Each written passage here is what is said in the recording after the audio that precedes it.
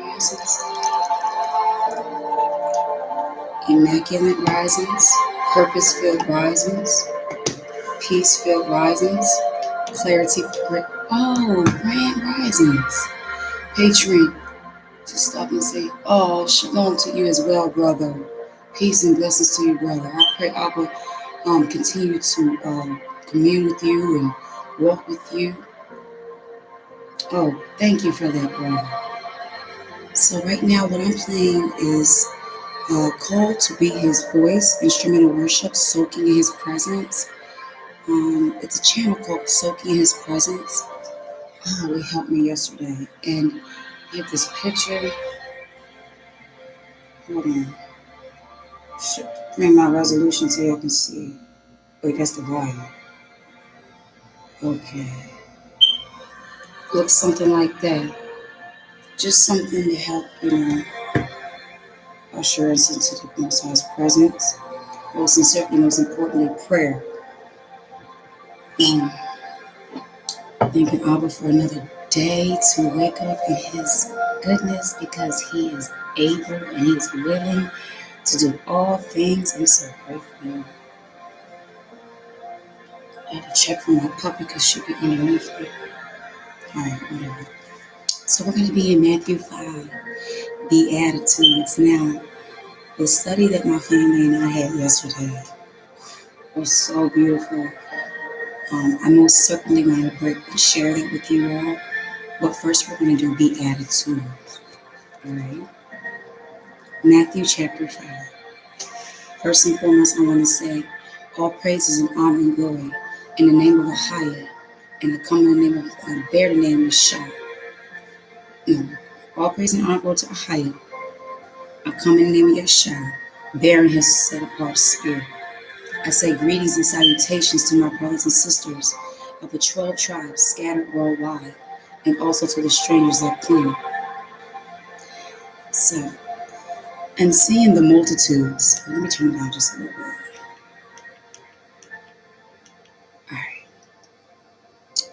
And seeing the multitudes, He went up into a mountain, and when He was set, His disciples came unto Him. And He opened His mouth and taught them, saying, Blessed are the poor in spirit, for theirs is the kingdom of heaven. Now, when I used to read that, I would think He means poor in the spirit. So if you're having fruits of the spirit, you don't want to have poor fruit. So what He's saying is being poor, but in spirit. Because the more you're in His spirit, the more you dwell with Him, His spirit is unvaluable to this world. What this world values is the things that flesh can obtain, flesh can understand. And so that's what that's saying there. All right. Blessed are they that mourn, for they shall be comforted. Okay. And remember, Yasha said, when I leave, I will send you a comforter. So this is all confirming in the spirit. Okay, how are we comforted? Through His spirit and of His word. Now understand, individuals could read His word, but if they have not the spirit, they're not a living soul. So the word will not comfort them. The word will not edify them. You ever hear people say, I read the Bible, I read the whole Bible in and out, but the conclusion of them, their demeanor or things about them, you have not seen that the Bible has read them, or nothing has changed. I remember a young woman, not woman, but she was like around my age. We were both young though. And this sister was in a shelter, and she was going through a lot of things. And I would try to talk to her. I was a Christian at the time, and I would try to talk to her about, God and stuff like that, the Most High, from where I was. And she would really appreciate, you could tell she was hungry and thirsting for the word, but there were things that inside of her that it's like the fear and the unbelief. It turns off the ear. It handicaps the spirit man, that you cannot receive the internal uh, revelation through the Spirit because of the fear and unbelief. And this is why he says those that come unto him must first believe that he is, and he is a rewarder of those that diligently seek him. Grand risings, shalom. Shalom to you, sisters Yonette and Sister Tara Wallace. Yes. I am more gonna, say greetings and salutations, but when you greet me in shalom, I'll greet you in shalom. I understand where you are, and I respect that as well. Okay. Matthew 5, verses. So I just was reading Poor in Spirit, verses 5. Blessed are the meek, for they shall inherit the earth. And remember, I looked up the definition of meek, and meek is being tautable, being able to be relatable, even communicable. A person that's able to talk to and relate. Just a meek demeanor is what Abba wants us to see. You think about a little lamb, even a puppy, like they're so meek, they're so little, they're so gentle, and so it's like that's the disposition he wants us to be. That is the position that Adam was in before his eyes was opened. And that's a lesson my family and I did. I am looking forward to break that lesson with you all, that it was a in-depth, really beautiful lesson Abba blessed us with. And I was like, oh, Abba, I just cannot wait to share with my brothers and sisters. Well, he gave us Matthew 5 this rising. All right. Matthew chapter 5, verse 6. Blessed are they which do hunger and thirst after righteousness, for they shall be filled. Notice the first thing you hear with all of these, it says blessed. Blessed, right? What do you think the blessing is? It's just like before you even, he says he knows what you need before you ask of it. If you're poor in spirit, you're mourning, and you're hungry and thirsting for righteousness, the blessing is he's going to reveal. The word is already provided for you. You're already in position to receive. But if you're not poor in spirit, it would be cursed are they who are rich in the flesh. Because we read the opposite of that, right? Cursed are they that do not mourn, who cause others to mourn. They shall not be comforted. Cursed are those who are unteachable and unrelatable and proud, haughty, for they shall not inherit the earth. Cursed are they which do not hunger and thirst after righteousness, for they shall be filled with foolishness. Cursed are those who are not merciful, for they shall not obtain mercy. So when you see the blessings, if you read the opposite of it, you'll be like, oh, it's nothing that no one wants. So let's continue in the blessings. Verse 7. Blessed are the merciful, for they shall obtain mercy. Blessed are the pure in heart, for they shall see Ahaya. Boom, right there. Stop right there for a second. Pure in heart. And we're not talking about the vessel that pumps the blood. We're talking about pure in our thoughts, pure in our mind, in our meditations. Seeing Ahaya. Well, how are we able to see Ahaya? What is the way to the Father? The way to the Father is the Son, through the Word. So, if you're pure in your thoughts and you're pure in your mind, your meditations, when you read His Word, you'll be able to see Him. Because, like I said in the very beginning, not everyone who reads the Bible are able to see Him, or is He revealed unto them, right? Blessed are the peacemakers, for they shall be called the children of Ahaya. That means what they do is in peace. What they speak is in peace. Where they go, they bring peace. Where they lead, they take peace. They're about peace. Remember that in that scripture it says, when he shall say, peace, peace, it shall be utter destruction for us. Though we hear of peace, and they speak of peace or something, we hear a voice of trembling and fear. So now with this possible candidate of Joe Biden, people are saying, both parties are saying, he's going to be a socialist. He's going to be a problem. But because people are simply saying they don't want that, they're simply saying they want peace, but they don't want the peace of the Father. They're not speaking of the justice of the Father. When they speak of justice, and we need justice for Brianna, we need well, guess what? There's no justice outside of the word of the Most High. There's no peace outside of the word of the Most High. And as we see for this nation, they've chosen unto themselves who their deity is, which is their God, whom they put on the money. They've shown by their works who they worship. Through all their rituals and all their ceremonies, they have not known the Most High of the covenant. So, why would people who, okay, not people, but why would we expect peace and justice from a power or source that is outside of the Creator? When He created everything, He said all was good. All was good. Do we believe that? Okay, so understand, He said peacemakers. That means when there's not peace, they'll be the ones go out their way to make peace, either through silence, avoiding, walking away, or just in prayer, or just turning the other cheek. In other words, the chosen children of the Most High seek peace. They don't seek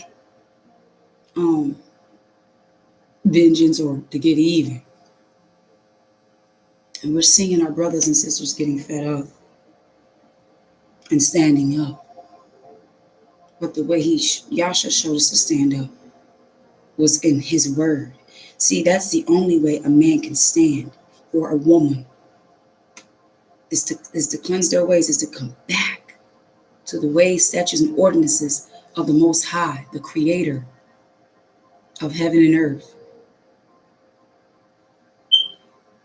Blessed are they which are persecuted for righteousness' sake, not religion's sake, righteousness.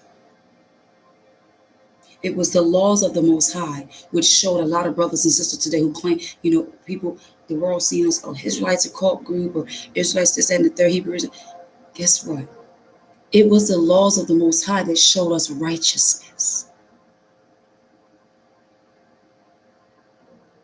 I know there are people who are unlearned, rather of my brethren and sister, and also of the other nations.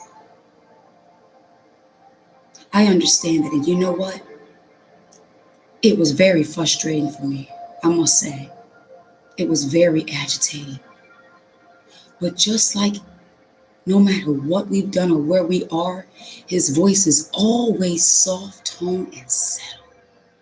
Unless you're going to get the indignation. So, as He speaks to me in softness, I want to speak to you all in softness.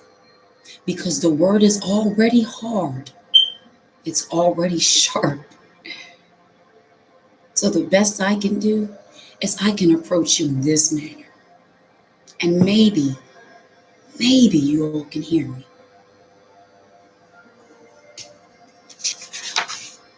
For theirs is the kingdom of heaven.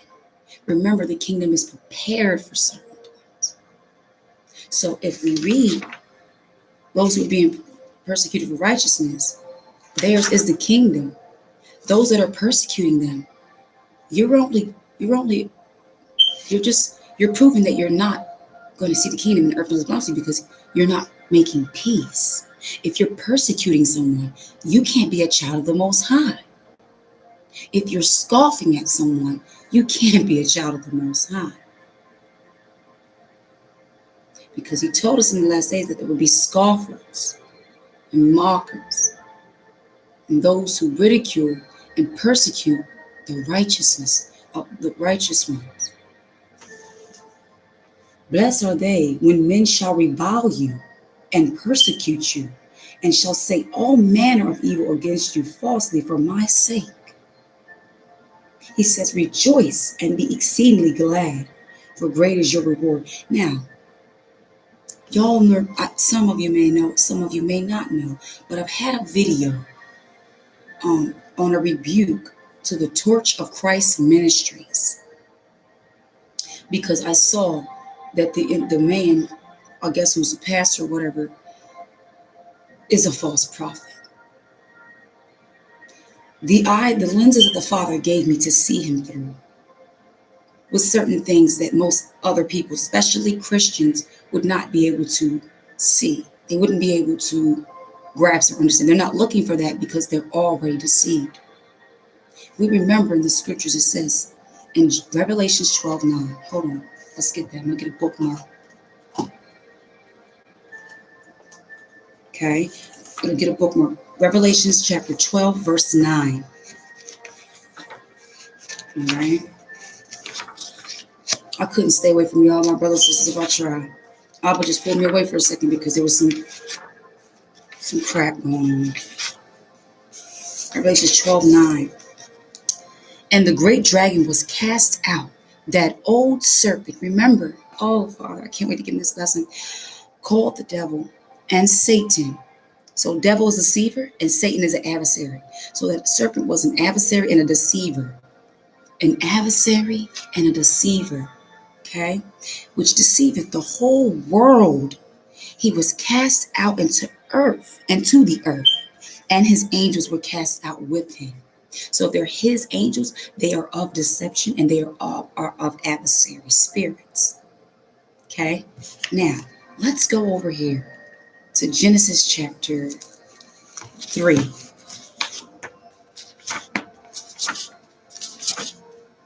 We're going to start from the beginning, y'all.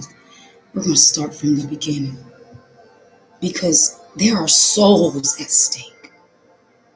There are precious souls that are at stake. And for the sake of the souls, we're going to do this slow. We're going to do this right. Genesis chapter 3, verse 1. Now the serpent was more subtle than any beast of the field, which Ishiohim had made. Now listen here. We're not talking about a snake, all right? I understand. We get it, okay? You think it's cursed him and it crawls on his belly. Yes. However, he also calls us trees that we be planted by righteousness. So he uses items and animals to explain things, okay? Just keep that in mind. All right? Because if you read Revelation, it says this the devil, that man, okay? Just wanted to make that comment. All right, verse 2. And the woman said unto the serpent, oh wait, I'm sorry, I skipped something. All right. And he said unto the woman, yeah, have Ishiohim said, you shall not eat of every tree of the garden? Now, the voice of this adversary or a deceiving one comes to question what the Father said. The Father tells you something, he's going to confirm it. That's what it is. But here, the subtle voice comes to question that. Okay, verse 2. And the woman said unto the serpent, we may eat of the fruit of the trees of the garden. But of the fruit of the tree which is in the midst of the garden, Ishiohim hath said, ye shall not eat of it, neither shall ye touch it, lest ye die. So not only did she correct him, she explained, she confirmed again what the Father said, and then she told the consequences of disobeying. Verse 4. And the serpent said unto the woman, you shall not surely die. So he basically tried to convince her against consequence. Once he realized, okay, she knows what his word says. So let me try her on the consequence. Maybe once I bring that down, let her know it's nothing much to fear. You don't need to fear him. Proverbs 1:7. The fear of the Most High is the beginning of knowledge. Is the beginning of knowledge. You must have his fear. Before you come into the gospel or God, Jesus Christ, or all of this stuff, or Yasha, or anything, even down to his name, you must fear him. Because if I fear him, I'm going to move about with his people he sent. I'm going to move about with his word. I'm going to be careful and cautious in his word, and even with his people. Okay? Because I have the knowledge of him. I know, okay, what he will require, what he will not tolerate. Okay, the soul serpent says, you shall not surely die. For Ishiohim doeth know that in the day ye eat thereof, then your eyes shall be opened, and ye shall be as gods, knowing good and evil. So here the serpent, this serpent, oh Father, help me bring this to these precious people. This was not just a serpent, okay? This was a being that knew him. In order for this being to reveal to her what the Most High wanted to keep her from, what the Father was trying to protect her from, this being wanted to give her. He wanted to say, come on, don't be afraid. Come on, come on. He said, your eyes will be open, knowing good and evil. Hear this, family. Hear this. Good and evil. Do I need to know evil, or do I need to just know good? When he created everything, did he mention evil, or did he say it is good? He said it is good. Everything he created was good. So everything that he made, that is all I need to know. That's all I want to be a part of. The good. I don't want to be a part of the evil. I don't need to know of the Kabbalah. I don't need to have my eyes open to secret societies. I don't need to be involved with the underground and the mermaids. I don't need this stuff.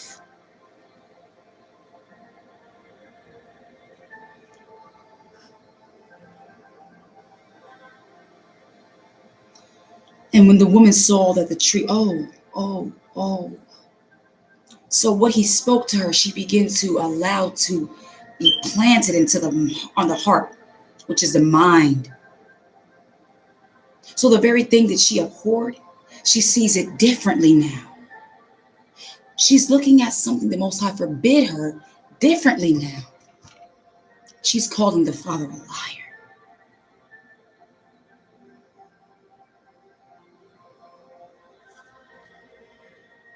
She saw the tree was good for food, and that it was pleasant to the eyes, and the tree to be desired to make one wise.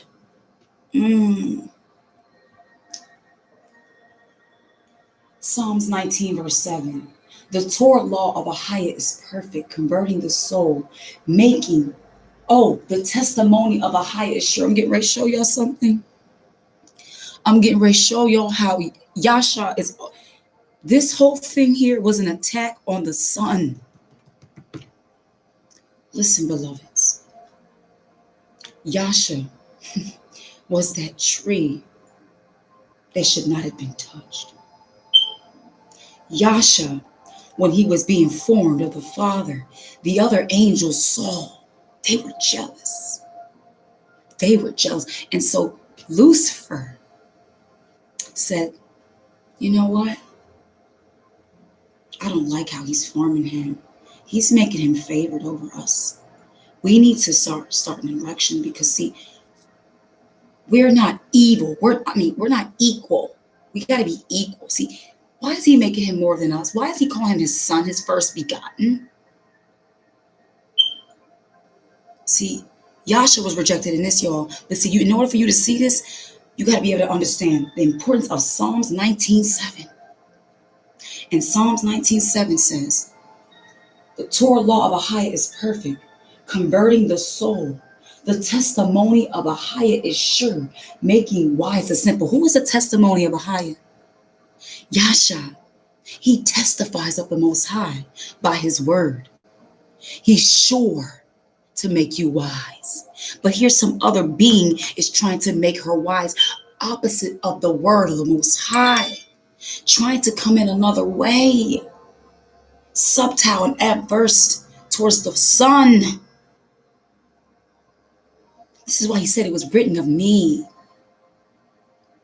So when we have a rejection of the Son, we're going to pick up an adversary spirit. Unbeknownst to us, we're operating in an adversary spirit, because before Abel, Yahshua was rejected because he was being prepared to save from the foundation.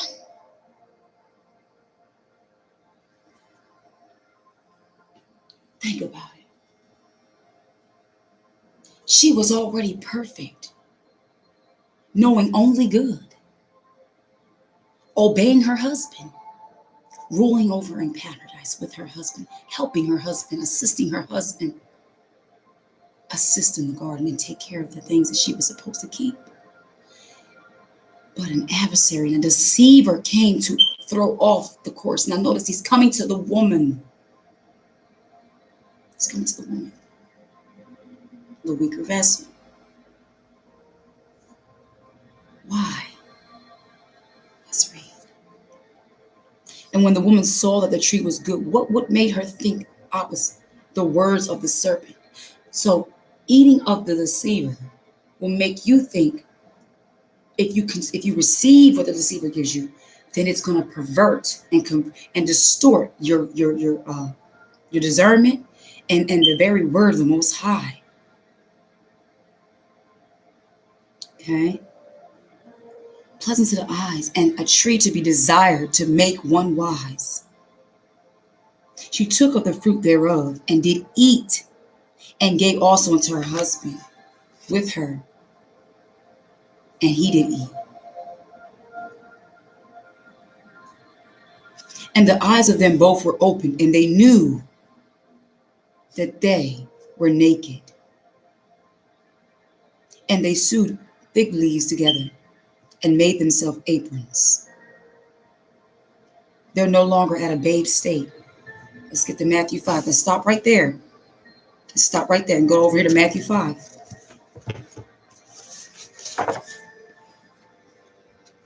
All right. Verse 13. Wait. Hold on.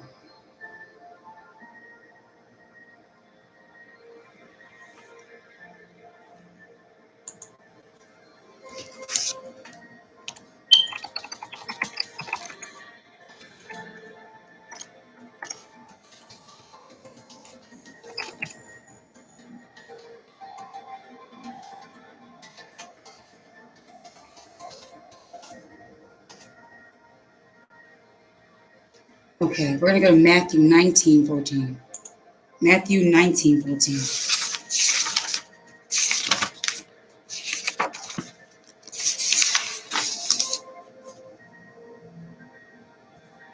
All right. But Yahshua said, suffer the little children and forbid them not to come unto me, for such is the kingdom of heaven. And he laid his hands on them and departed thence. Why did he say the little children? Because a little child does not know evil. A little child's mind is in a meek stage to be taught. Okay? Let's go back over here to Matthew 5. Verse 13. You are the salt of the earth, but if the salt have lost its savor, whereof shall it be salted? It is thenceforth good for nothing, but to be cast out, and to be trodden under foot of men. Ye are the light of the world. A city that is set on a hill cannot be hid. Neither do men light a candle and put it under a bushel, but on a candlestick, and give it light unto all that are in the house. So he's talking, we just got done explaining the state that the kingdom belongs to. He says children, childlike. Now do you see how Yahshua was trying to bring us back to the serpent and deceiving situation? How he's trying to bring us back to children like, meek like, pure like, innocent like stage. All right, let's go back to Genesis. Hold on.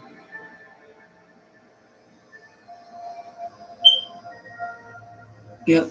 Let's go back to Genesis 3. Genesis 3. All right. They sew the aprons, verse 8. And they heard the voice of Ahio. They heard the voice of Ahio. Okay. Ishiohim, walking in the garden in the cool of the day. And Adam and his wife hid themselves. Verse right there.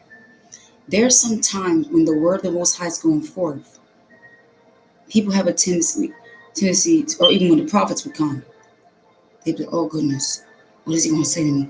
Or, oh gosh, what's she going to say? Or what do they got for me? The nature of oneself that wants to hide, it's sin that wants to be buried. Oh no, don't see me. Oh no, because sin brings forth shame.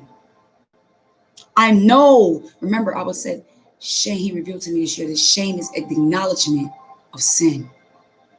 Is to bear and to be guilty and to be burned, to hold. They knew that they were naked. You think about a baby, they'll run around here naked and think nothing of it because they're innocent. This is what he was saying about childlike. This is why he don't want us dealing with the knowledge. See, she said that the tree was good to make one wise. There is some wisdom out in this world. Now, yesterday I said chava. Yesterday was an accident. I meant to say shakma. That is the forbidden wisdom. Shakma. Chakma, or whatever. It's within this so-called tree of life. Let me show you something.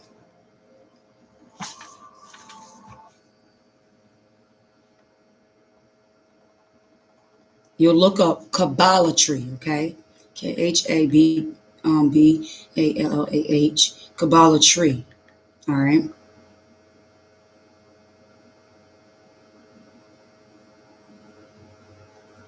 Mind you, I typed in Kabbalatry and it says tree of life.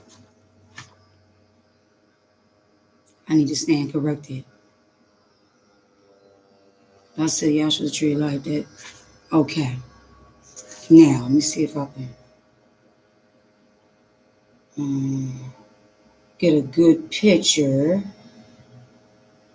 Okay, that one's better. Okay. All right. Wait, let me see. All right, okay, here we go. That's a good one. All right, Bob, the tree of life has a Hebrew word here. It says Bahir, which is Hebrew, okay? All right, look. So, hold on, let me bring my resolution down that you may see a little better. Okay. You see this? That's the Hebrew for the tree of life Kabbalah. But let me take you to an English that you can see, all right? Now, see this here?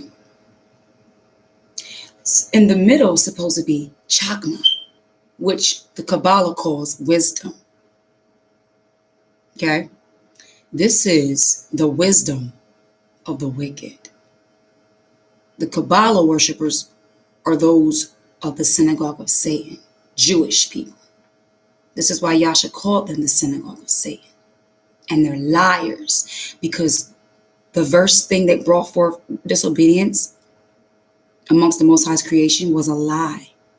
Oh, actually, it was the truth. You see, the serpent told her that if you do give this, you know that your eyes will be open to see good and evil. So he actually told her the truth. Yeah, your eyes will be open to evil.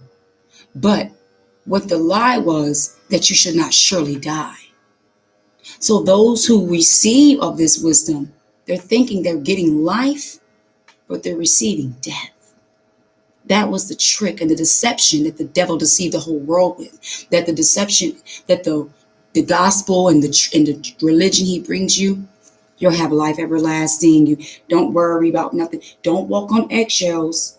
And you don't see Christians operating in fear. of the Most High. You don't see them cautious. You don't see them providing fruits that, oh my goodness, you know what I mean? Like, all right, so now let's look up the word chakma. Okay. C-H L-K-M-A-H. Chakma. Okay. Now, wait, let me get all, because I just had the images up. All right, here we go. Now, first I want to show you this image. All right. Chakma is the biblical Hebrew word rendered as wisdom. In English Bible versions, the word occurs 149 times in the Masoretic text of the Hebrew Bible. It is congruent with the Arabic word for wisdom. Do you see that symbol of the owl? What does the owl represent? Night watcher, right? Yesterday in our lesson, I showed the children the Kevin Gates song, Fly Again. And he said, it's only safe for me to come out at night. My skin glows at night, and my eyes turn dark in the pale moonlight. He said, it's only safe to come out at night. We are the children of the light, not the children of the darkness. When the sun goes down, particularly people rest, right? It's vain to stay up late, he says, for he gives his children rest, right? Okay.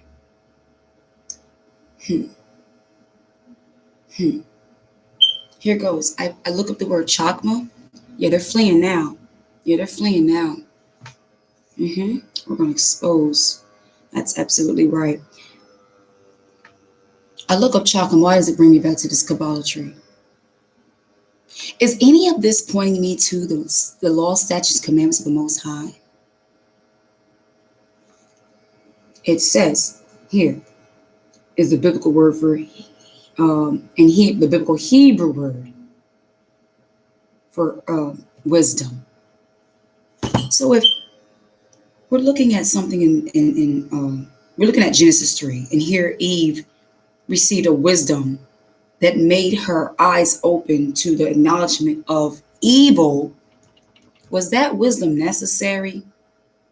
Most High told her not to deal with it. Did he? Did he not? He said that one tree, don't touch it. In other words, he told her, I don't want your eyes open to evil. Oh, be careful, little children, what you watch. Oh, be careful, little children, what you hear. For the Father up above is looking down in love. Oh, be careful, little children, what you do. It's a little song we all learned in, Bible school or something simple. In other words, the same thing he told Adam and Eve. Little children. It doesn't matter how old we are, we're all his little children. And if we're his little children, we should move about as a little childlike manner. Children can't defend themselves. My children do not worry about how bills are going to be paid. They take no thought for what they shall put on. They take no thought for what they shall eat, nor for where they shall lay their heads. For their parents provide all those things. So when Yahshua was speaking to the people, and he put his hand on the children, that was a signification that his hands are upon those who are childlike in his word and his way. Psalms 1.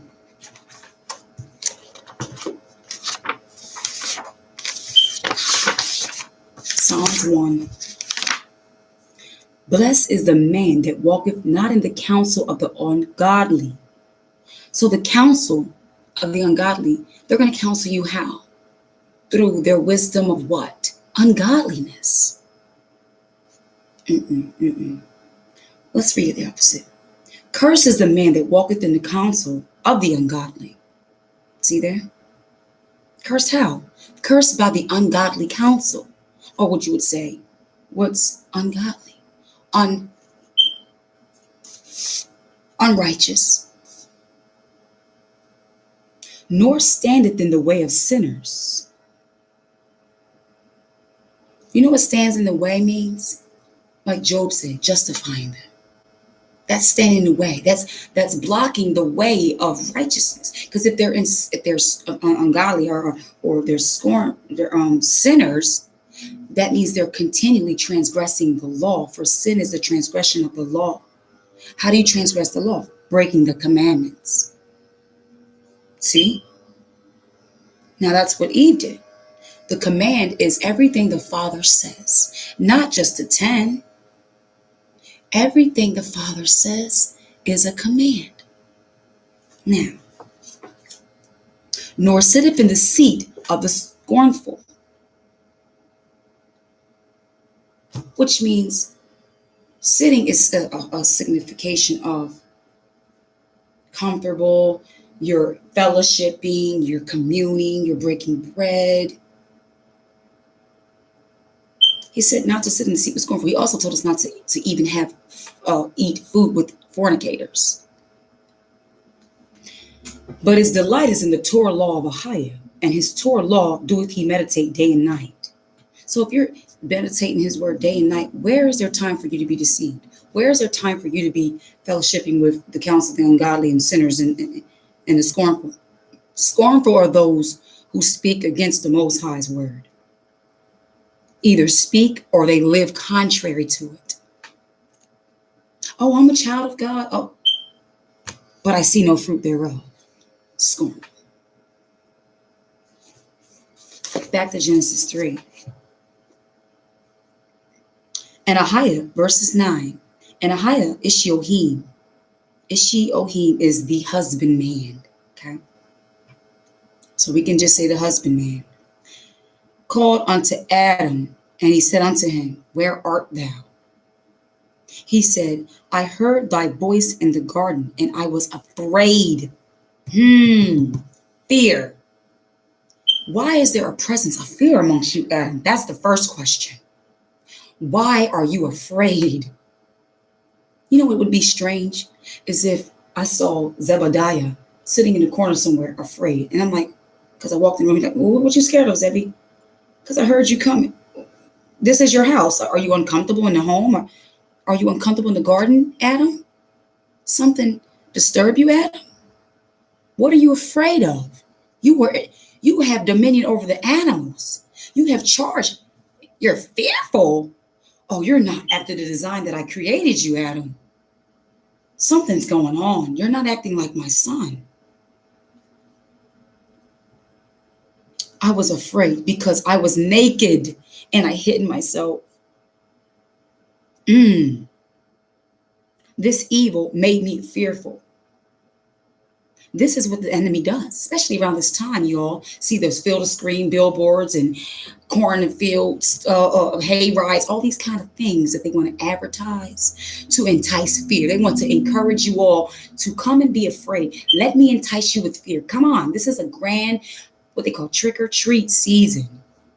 Oh, no, it's not even, they're just preparing us for why? Because this is a season, the devil thought to pollute the Most High seasons and feast days. So where there was feastings of the Most High, which were holy feasts, here comes the enemy. When it's the time of Feast of Tabernacles, atonement, and this wicked one wants to bring forth his wicked feast.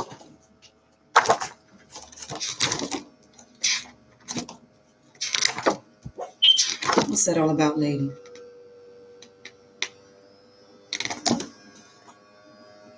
Okay. They call it Rosh Hashanah. I don't know what that is. I guess that would be because, all right, so this is the old calendar I have, all right, that was given to me by individuals. However, according to the Most High's Feast of Tabernacles is a 8-day feast. You dwell in booths for 7 days. The first day is a holy convocation. The first day of that month, I believe, or no, I'm not quite sure, but you can find that in Leviticus 23, where you're supposed to atone, afflict your souls, right? If you look at how the Jewish people translate it, they don't even have it lined up according to the scriptures. Do you see an 8-day feast in here? Do you see that? I don't see it. Let me tell y'all something, people. The Jewish people could not They cannot teach us, show us. They are the seed that the Most High said he would put enmity against us forever.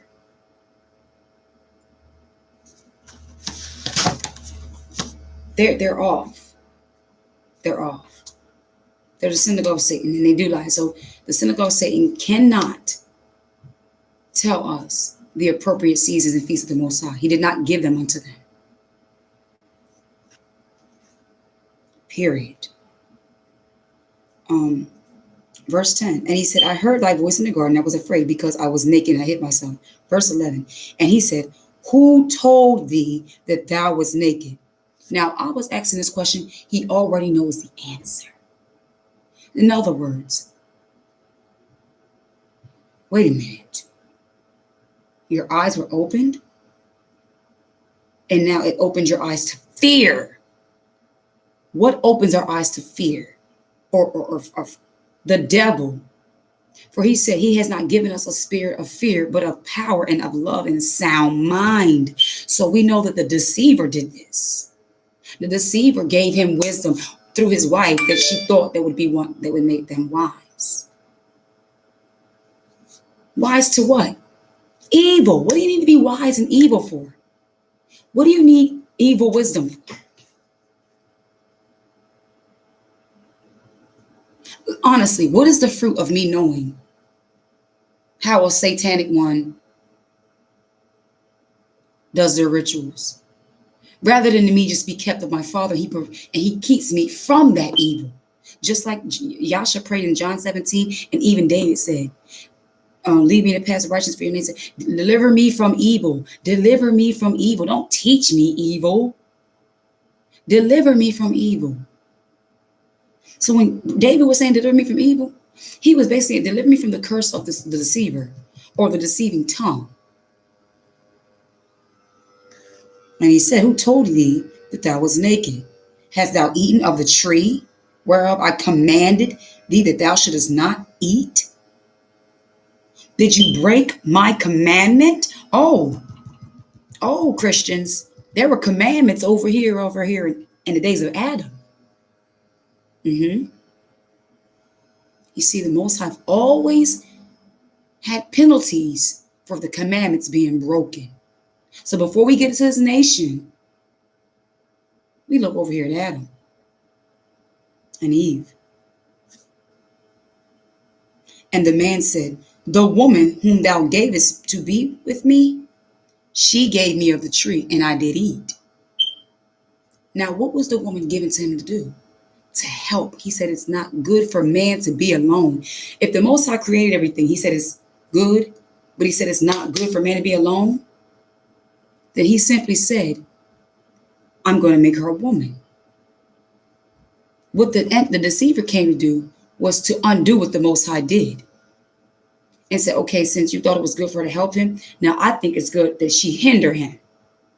How about I come along and make her throw him off? How about I come along and make her be a disturbance? That's the adversary part against the order of the Most High. So instead of him saying, he asked him a question. He said, did you eat of the tree where I commanded you not to eat? I didn't ask you how you got the tree to eat it. I asked you, did you break my commandment? And instead of you saying, yes, Father, being of a broken, contrite heart saying, I did break the commandment, you blame the woman. Now let's get over here. Verse 13. And Ahiah, the husbandman, said unto the woman, what is this that thou hast done? And the woman said, the serpent beguiled me, and I did eat. He tricked me. He made me think that this was good for me. And Ahiah Elohim said unto the serpent, because thou hast done this, thou art cursed above all cattle, and above every beast of the field. Upon thy belly shalt thou go, and dust shalt thou eat all the days of thy life. That's servitude. This is why it was prophesied to Rebekah that the elder shall serve the younger. Because of the seed it was. Because of the manifestation of the word all the way over here. All the way over here. Now, how do you make that relevancy? Hold on, sir. How did you get that? How? We're talking about a being that came unto Eve with wisdom that she had nothing to do with. Because understand, we ain't at war with no snakes. Now, yeah, they'll bite you, they're a problem, but we don't have snakes that have children that are warring against us. We're being shot down by a people. We have decrees being spoken against the chosen people, his people, by a man. There's people on this earth that's doing something to his people. Remember, the words that he speaks unto us, they are spirit and they are life. So we got to have the spiritual understanding of what we're reading here. In order to do that, we must have the filter, which is the Holy Spirit. And I will put enmity between thee and the woman. He's talking to the serpent. He's talking to this serpent type subtile creature. Because it didn't want her to be a helper to her husband. It wanted her to assist her in its wisdom of evil.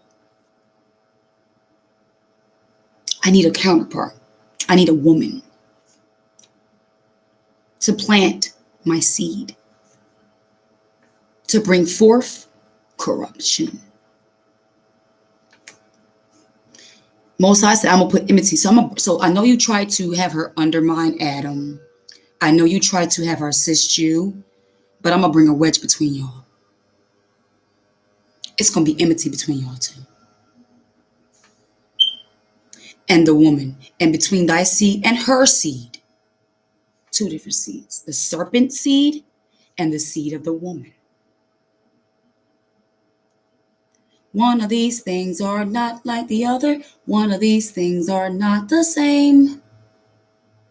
Something called mankind, kind of like a man. We're getting somewhere.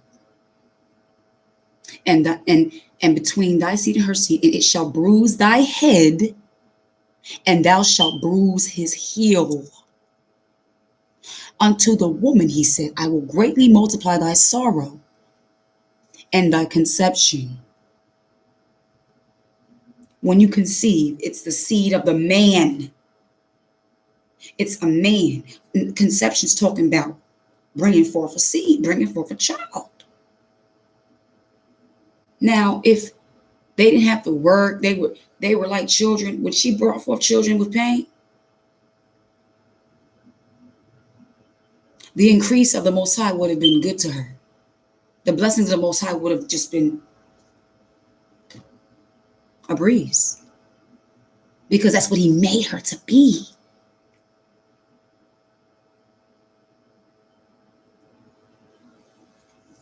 Because see, Adam was formed by the word of the Most High. So when the word of the Most High goes into a woman and plants a seed, the woman can produce the word. Now we got more. Like Yasha said, greater works than I you will do. But the enemy was like, I can't have that word being planted. I need this type of wisdom to be planted. I want wicked wisdom.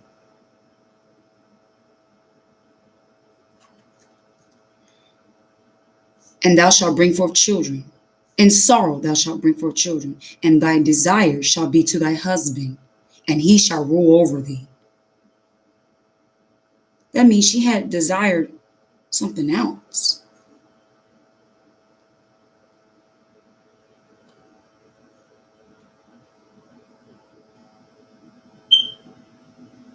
And unto Adam he said, because thou hast hearkened unto the voice of thy wife. Now listen, I want to make this clear. She was sent as a helper to him. That means she gives wisdom or whatever, or ideas. That's the helping.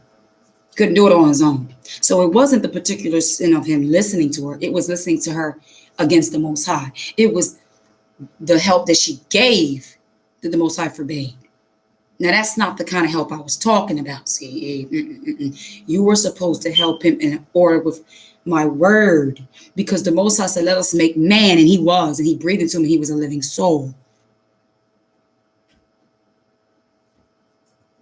So he was man according to the word. He came forth by the word. Lucifer was not feeling this. He was the devil, the adversary. He was jealous. Who is this? Wait a minute. No, okay, so now you got one born of the spirit, that's your firstborn, and you got a natural man, and we're just the servants. We're just angels. They're above us. You hear this, guys? The 1/3's like, yeah, we hear this. What do you think we should do? We should overthrow the throne. In other words, let's vote. I don't agree. I don't agree with this.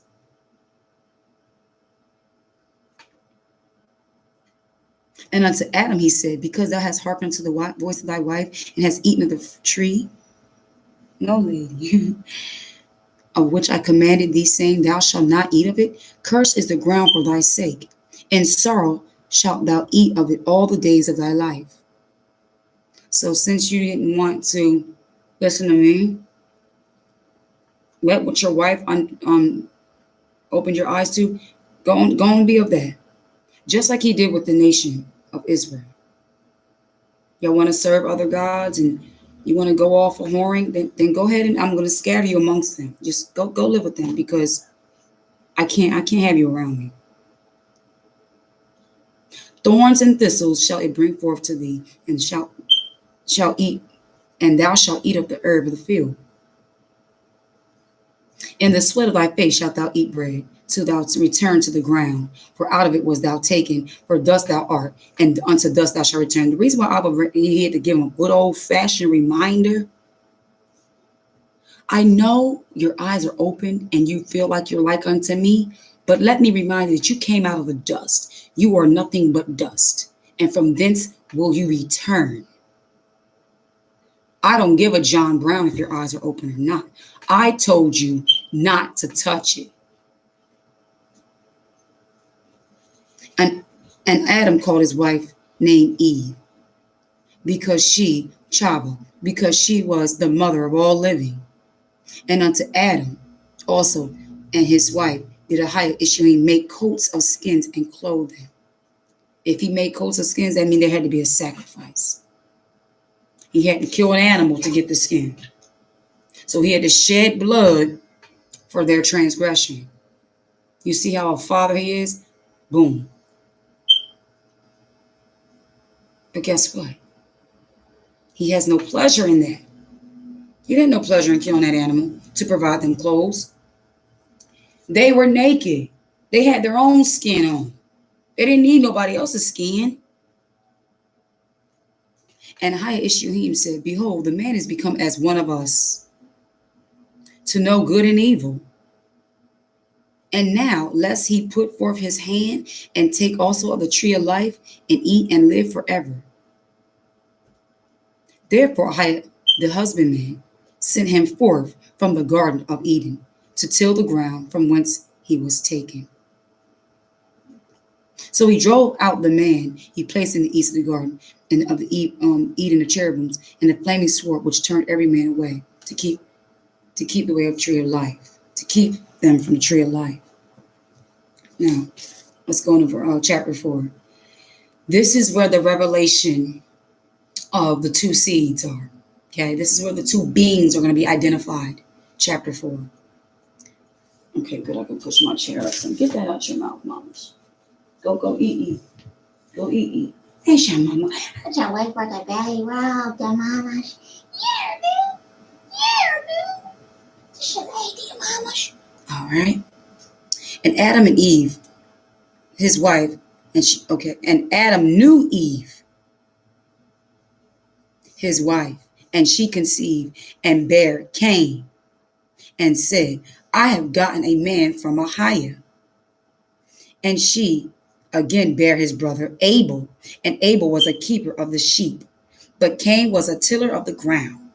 And in process of time it came to pass that Cain brought of the fruit of the ground an offering unto Ahiah. I'm going to read that again, really slow. And in process of time, this is where the problem was. When we read over here with Abel, and Abel, he also brought the firstlings of his flock. Wasn't no time in there. Wasn't no lingering in there. Wasn't no delay up in there. Soon as it came forth, he gave it right back to the Most High. But see, Cain, he wanted to stagger. He wanted to take his time. He thought he could, I'm going to hide this for myself. I'm going to give him what I want, keep the good for me. He came up short. He didn't get the Most High his best. He didn't get the Most High his top. There goes another commandment, the first fruits. Oh, we seeing the Most High's Torah all up in the beginning.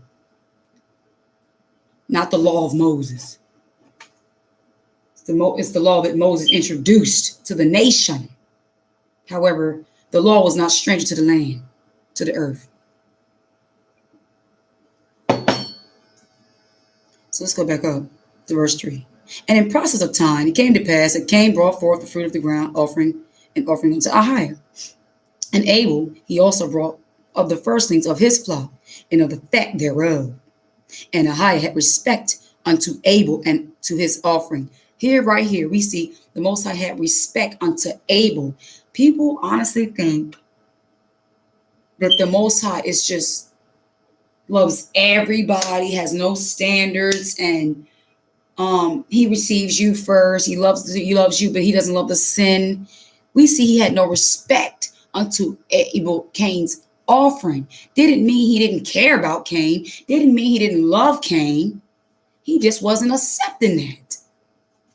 So that would mean there are some people's songs, there are some people's work, there are some people's lifestyles and sacrifices he has no respect for because it's coming up short.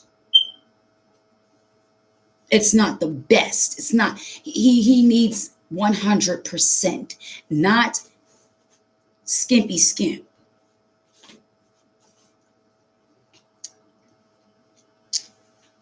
But unto Cain and unto his offering he had not respect. And Cain was very wroth, and his countenance fell.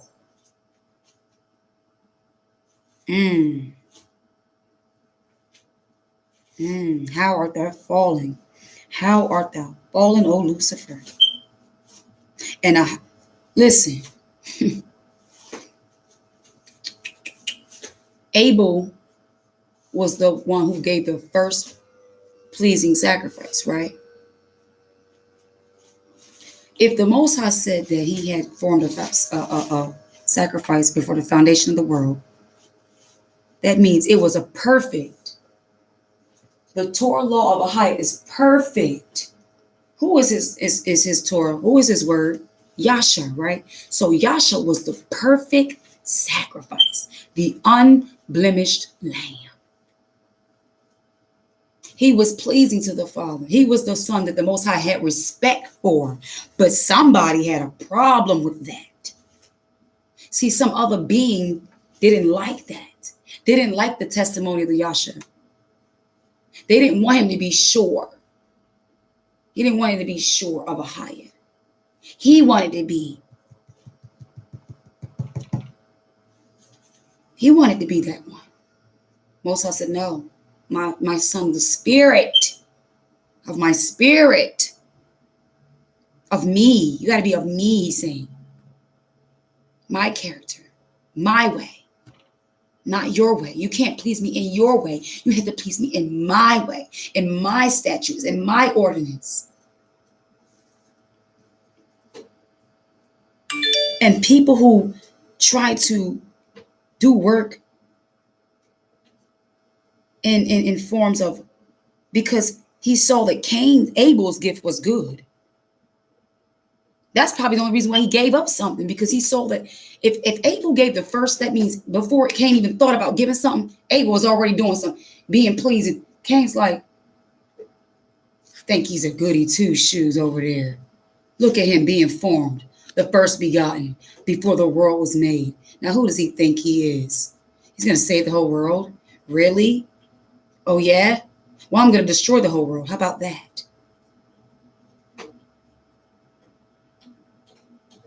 Inside of this story, y'all, we're seeing the insurrection in the heavens.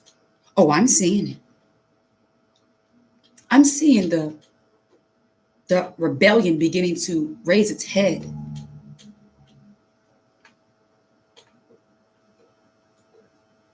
Because Yahshua was willing and able to go down from his heavenly throne to be that extension of Abba, the Most High, and to show you perfection. That's why he said, be ye perfect, so as your Father in heaven is perfect.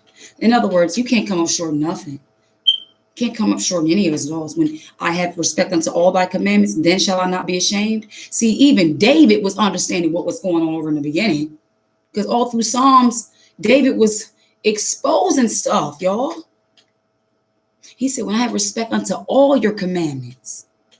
Eve didn't have respect unto that commandment. She thought it was okay to go against the Most High command. That's not having respect to all his commandments. He said, verse 7, if thou doest well, shalt thou not be accepted? If thou doest not well, sin lieth at the door, and unto thee shall be his desire, and thou shalt rule over him. And Cain talked with Abel his brother, and it came to pass, when they were in the field, that Cain rose up against Abel. Rose up. That's talking about pride right there. So when you see rose up, you can see leaven in here. You can see pride here. You can see rebellion here. You can see insurrection here. Who rose up in the heavens? Lucifer did. Yeah, I know. We're talking about Cain and Abel. I get it. I got it. But it's written of our king. We're reading his story. The Father's word. The Most High is taking us to something that he's given us his, what would you say? Word on the streets, or word in the heavens. Newsletter 411. And Cain talked with Abel his brother, and it came to pass when they were in the field that Cain rose up against Abel his brother and slew him. And Ahiah said unto Cain, where is Abel thy brother? Also, Yahshua was given over into the hands of sinners. And sinners did what to him? They slayed him. They crucified him. He was innocent. Yahshua was innocent. I'm talking about just. Now, I'm not, yes, we're talking about Abel and Cain. But the word is written of him. So we're going to see him. What we're going to really see, the Savior. We're really going to look at Yahshua. We're going to really look at the King. And he said, I am not. I know not. Am I my brother's keeper? And now he's mocking like, well, ain't you the one? Oh, you wicked one. You proud, haughty one. Not only did you have a problem with the way the Father was keeping things, but you wanted to offset stuff and say, well, I thought your plan was perfect after all. Yeah, you chose him. Yeah, he's so perfect. Don't you know? Don't you know all things? Aren't you the all-knowing? This is Satan's, Lucifer's sarcastic mouth. And he said, what hast thou done? The voice of thy brother's blood crieth unto me from the ground. And now art thou cursed from the earth, which hath opened her mouth to receive thy brother's blood from thy hand.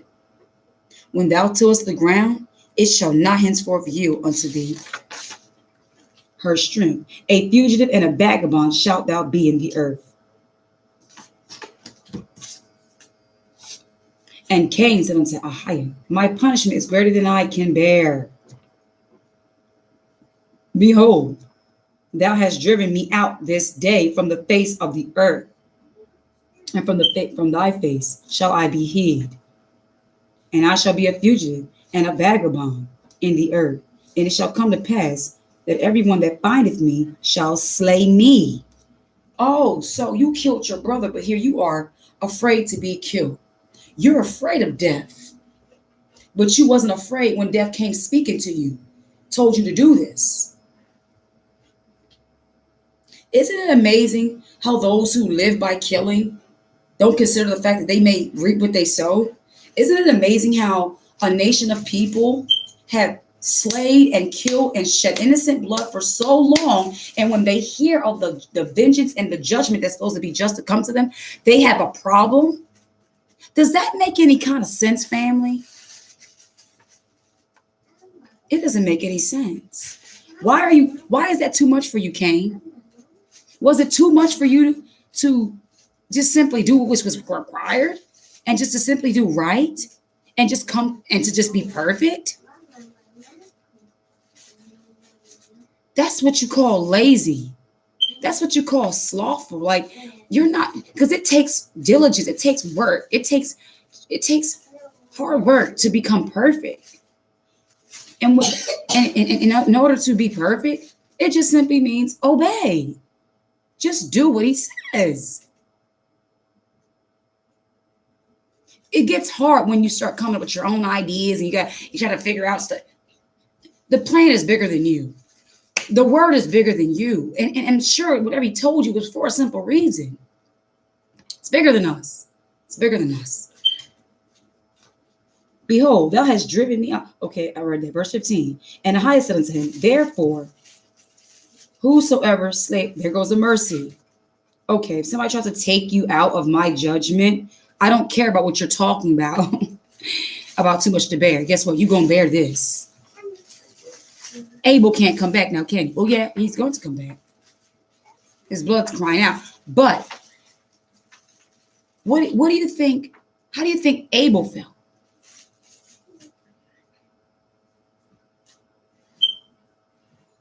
How do you think our ancestors felt?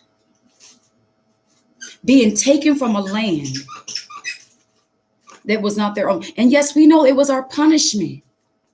But notice, although Cain was being punished, he said, therefore, whoever slayeth Cain, vengeance shall be taken on him sevenfold. And Ahiah set a mark upon Cain, lest any finding him should kill him. Set a mark. Exodus 31:13.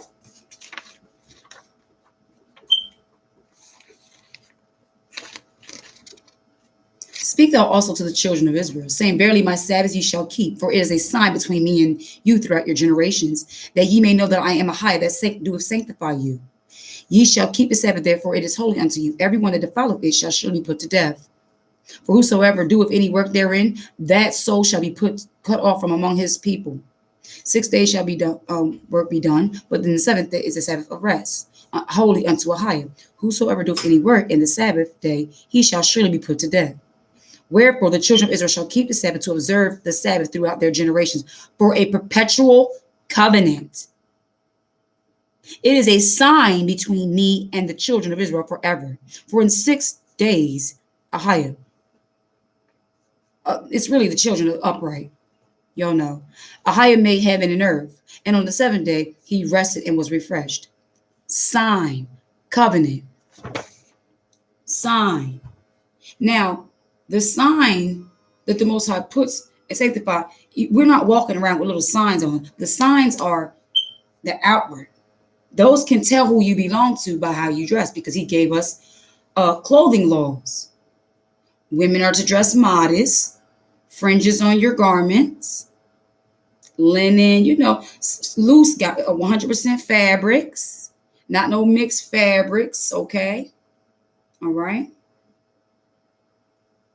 There's also other fabrics we are forbidden to wear too. I think it's wool. I'm not sure. I'm not sure, but I think I could be wrong, but there's some fabrics I think we're not supposed to be wearing too. And a lot of them make us itch, which is a sign we're not supposed to be wearing. Okay.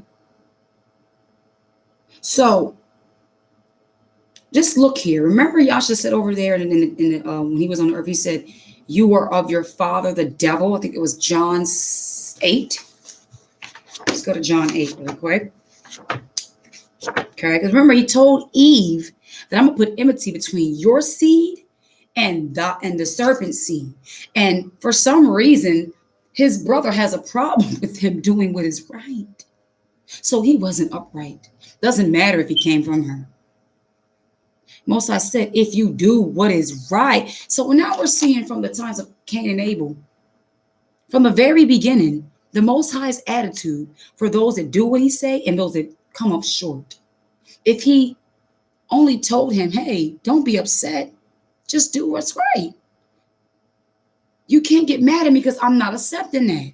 You Christians can't get mad because all your life and Islams and whatever religion, so that y'all can't, and people in Judaism, knowingly and unknowingly, you can't be upset because he's not accepting that.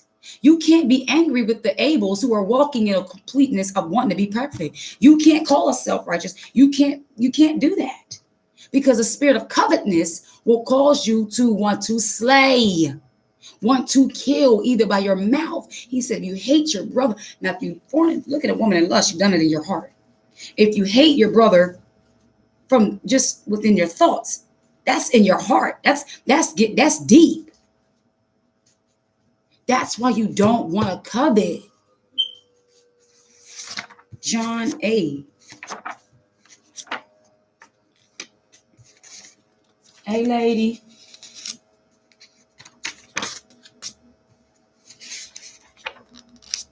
Mamash. You hungry, Mamash? Well, let me get her something to eat. I'm going to spin her little doggy bowl in here. And I'm going to keep my bookmark in Genesis. We're going to get John 8. Watch those wires, lady. And the base heating is on. So back up. Oh, she done took a spoon. Bless her heart. John 8.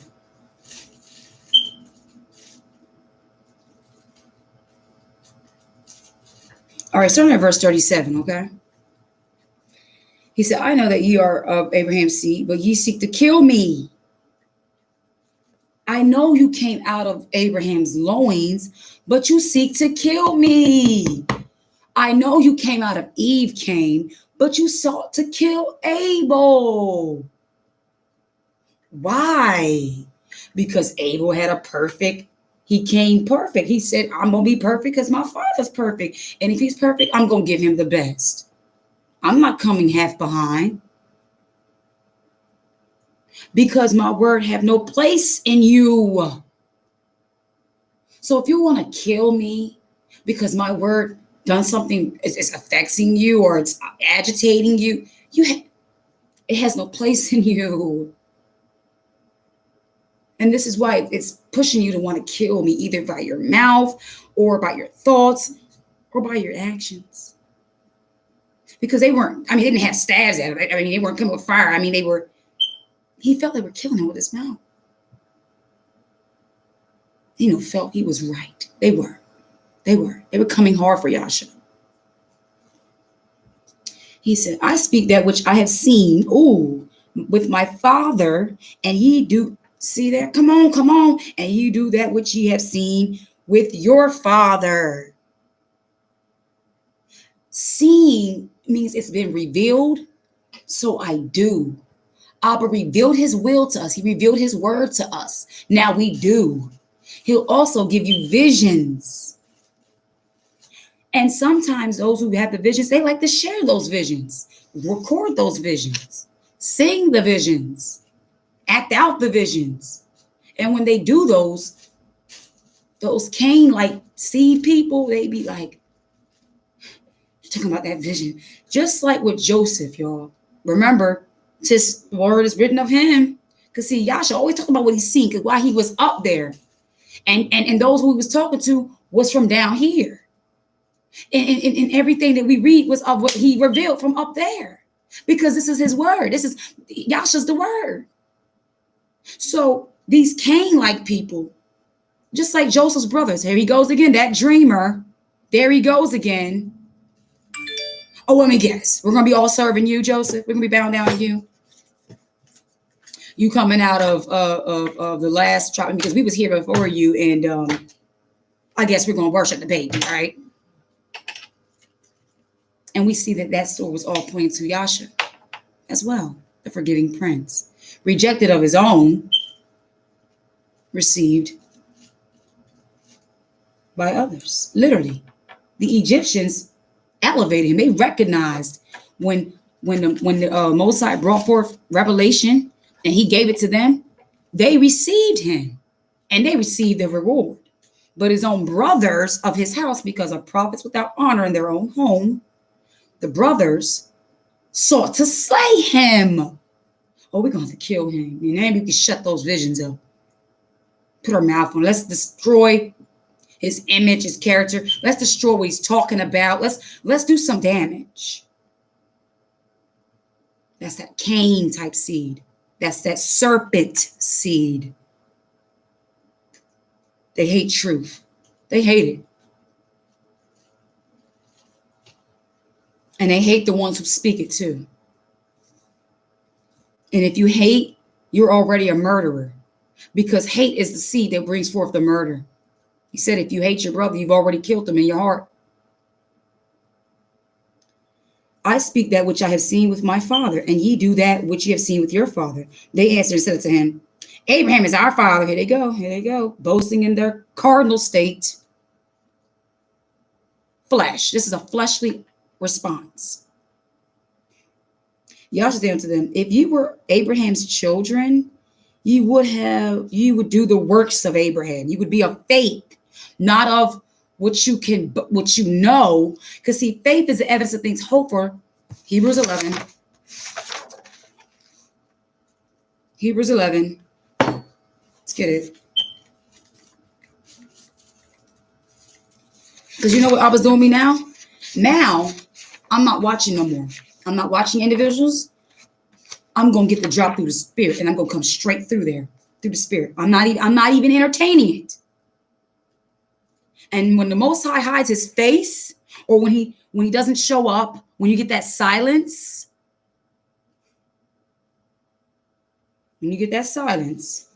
Hebrews 11 verse 1. Now faith is the substance of things hoped for, the evidence of things not seen.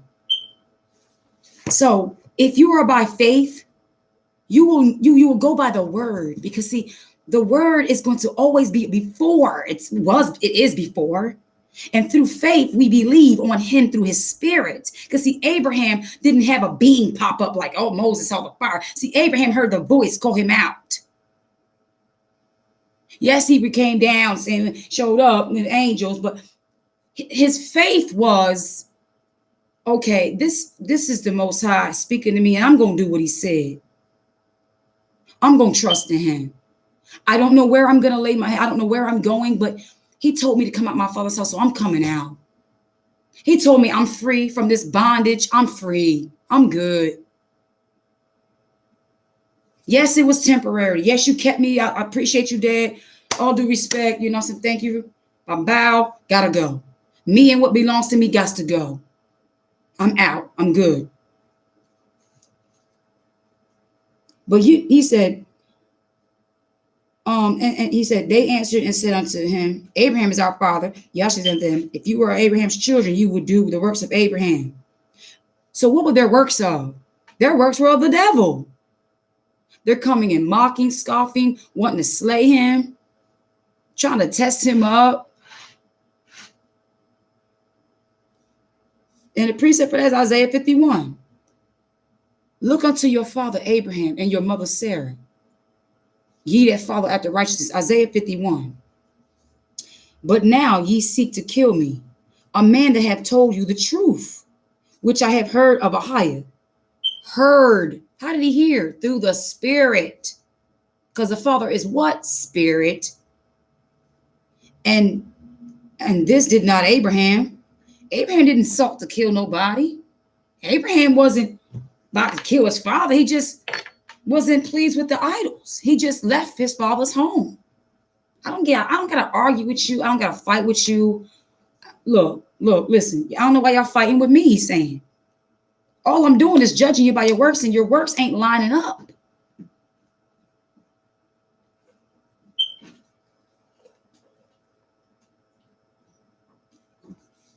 Okay, she needs something to eat. Come on, lady. Go ahead, baby girl. You hungry? No. You want some toys?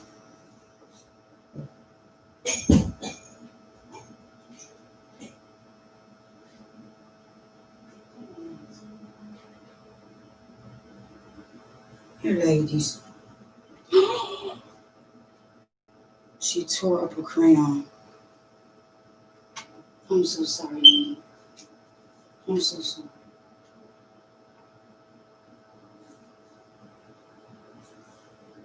You gotta use the restroom? I have to do my father's work, beloved. I'll be with you shortly, all right? I'll be with you shortly. Oh, shalom, Brother Sab King. Welcome. Grand risings to you as well. All right. Verse 42. Wait, let's go back to 41. Ye do the deeds of your father. Then said they to him, We be not born of fornication. Oh my goodness. You see, the dead have no understanding. He's talking and they can't even hear what he's saying.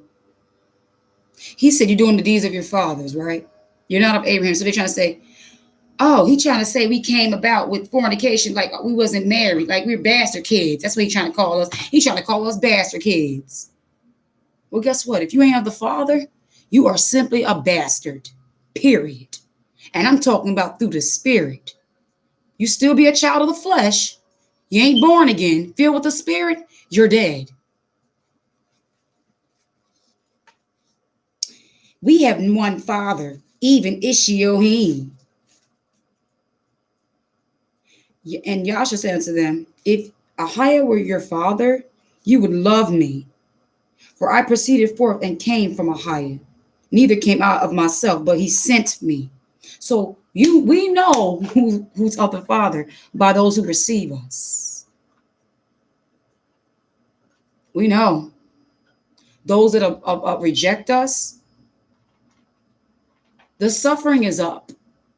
The suffering with the long suffering of all the reject. Because let me tell y'all something. See, Yahshua was with the Father from the very beginning. So was those who he gave him. In other words, he had souls he already had to redeem before he came down here.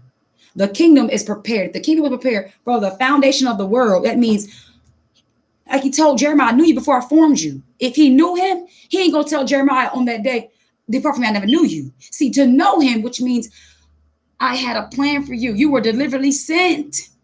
I sent you. Yeah, I know you came through your mom. I know, just like Yasha came through Joseph and Mary. I mean, he manifested through them. He still was of the Father, as well as those are his brothers and sisters. He's the first of many that are sent on this earth. And we got to be careful who we come against.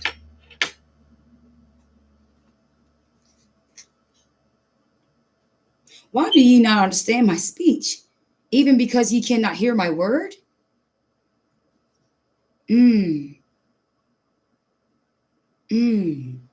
He's proclaiming he sounds like the Father, and he said, You can't even hear my word. Whose word is this? This is the word of the Father. Here, this is Yasha saying, You can't hear my word. Oh, the Father's rebuking right there. He's talking to these decorated, rebellious children of the devil. Like in my dream, he showed me that decorated being who was chasing me and trying to take the word from me. I'm literally holding this in my chest like it's a baby, like I'm Mary trying to run with Yasha. Because Herod's coming for me. Herod was coming for me, y'all. Pharaoh was coming for me in the dream. And I'm running with the word, protecting it with everything I had till we got to the judgment, the throne. And she dropped. Fringes had covered and everything. And melanated. And this ain't no dart to anybody that's melanated. I'm just simply saying. I would get from that straight flesh. Because she wasn't able to stand. She dropped. And guess what? I saw her drop. And when she dropped, I was like, but at the same time relieved that finally she left me the crap alone and stopped bothering me.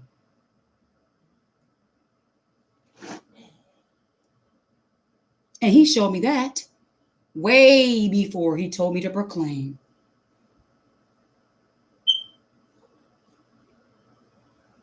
You are of your father the devil, and the lust of your father ye will do. Lust is also one of the attributes, what they call the 7 deadly sins, one of the characters of the fallen. So you be taken by lust, you ain't of the spirit, because lust is tied to the flesh.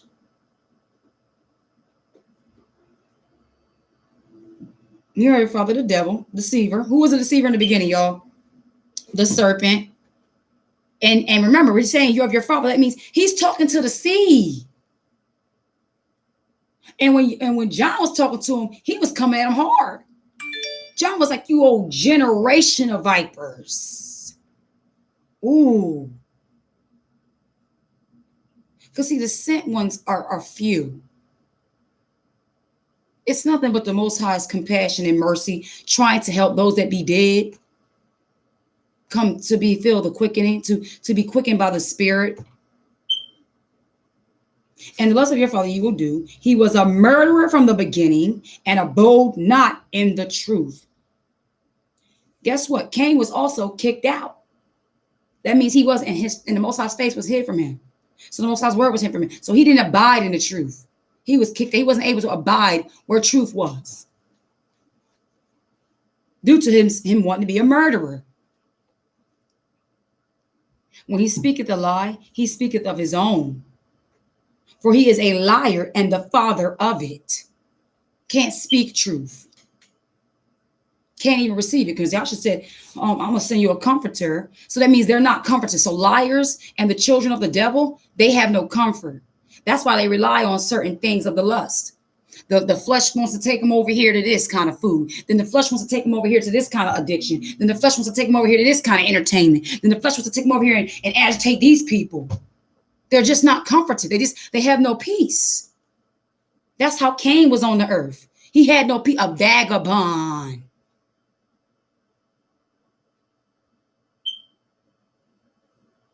And because I tell you the truth, ye believe me not. You'll tell them the truth. Look, you'll tell them the vision. You'll tell them this, that. And guess what? They can't receive it. Why? Because they're of their father, the devil. Period.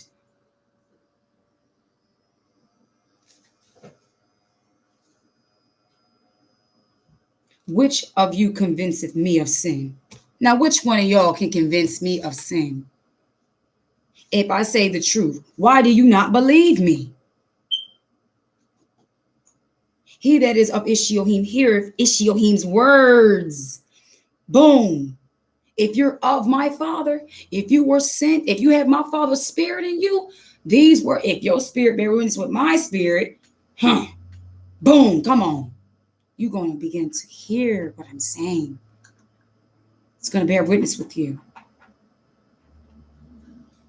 Because the ones he sent, they're not going to come to you in deception. They're not going to come to you with lies.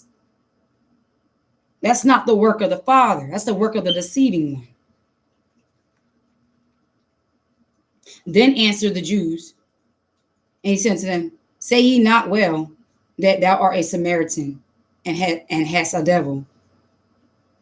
Say we not well that thou art a Samaritan and hast a devil? They don't even make sense to me. I can't. Yahshua answered, I have not a devil, but I honor my Father, and ye do dishonor me. Boom. This, I'm telling y'all, this is so sad. For the wicked can compass the righteous round about, therefore doeth wicked judgment go forth. It's always been this way. It's always more wicked than there are righteous. There's always more. The multitudes are always was willing to kill and slay the prophets and deny the Most High's servants and messengers. They always done this. And because of that, he said, you dishonor me. How you dishonor the Most High? By dishonoring those he sent, by not receiving the word, and then accusing. And now they're bearing false witness. They have the accuser of the brethren spirit all over them. Haughtiness and pride and murder. That's all Satan's character. That's the works that we can judge them by. But Yasha ain't doing nothing but speaking the word. I find no fault with Yasha. I find all the fault with them. I can find nothing wrong in the word of the Most High. I find nothing wrong. But with man, disappoints me every time. Within myself, I disappoint myself as well. But in his word, I find perfection. So in his word, that's where I want to abide. In his truth, there is where I want to abide. That's where I want to be. Wherever your word is, Father. If you tell me to go to the wilderness, that's where hey, long as you're with me, long as I got your spirit.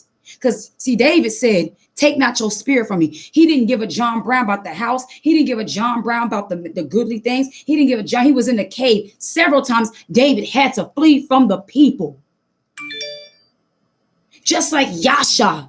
When we were reading in the beginning of Matthew 5, he went up to the mountain when he was set. Then the disciples came. Which means for a moment he had to pull away even from them.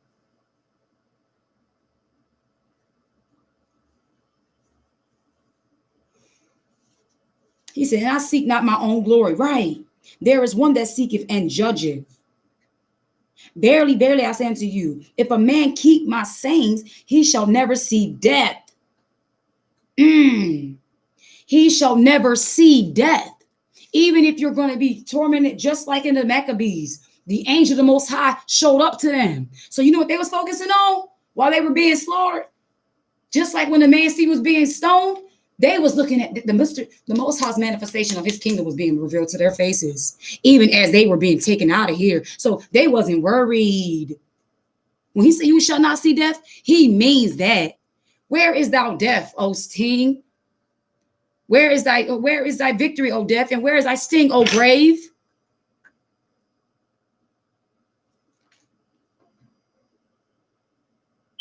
Art thou greater than our father Abraham, which is dead?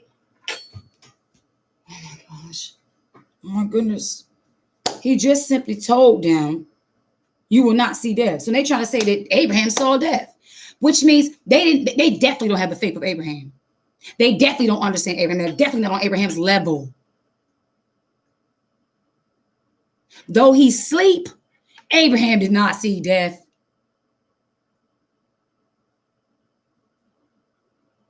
Though this incorruption be corruptible, he put on the incorruption.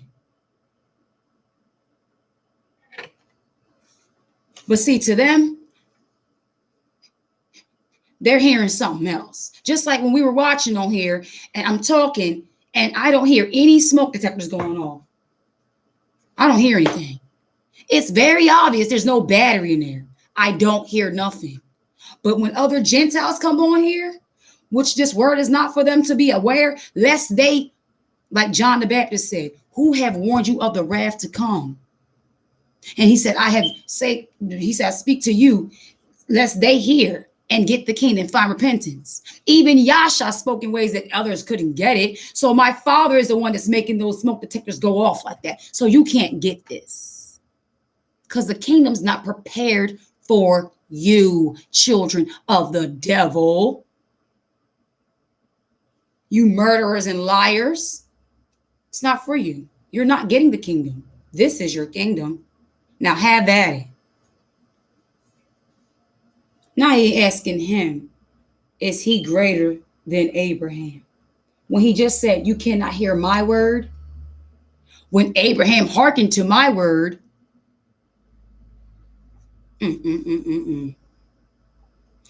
Yasha answered, if I honor myself, my honor is nothing. It is my Father that honoreth me, of whom ye say that he is your Ishiohim. How is he your, of what? Of what, really? Come on, seriously.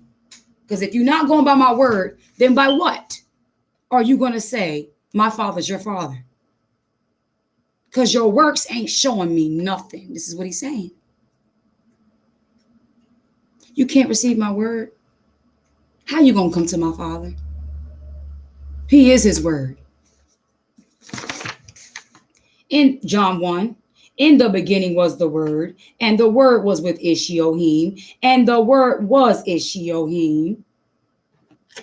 So those that got a problem with the word, they got a problem with the Father. They don't got a problem with us.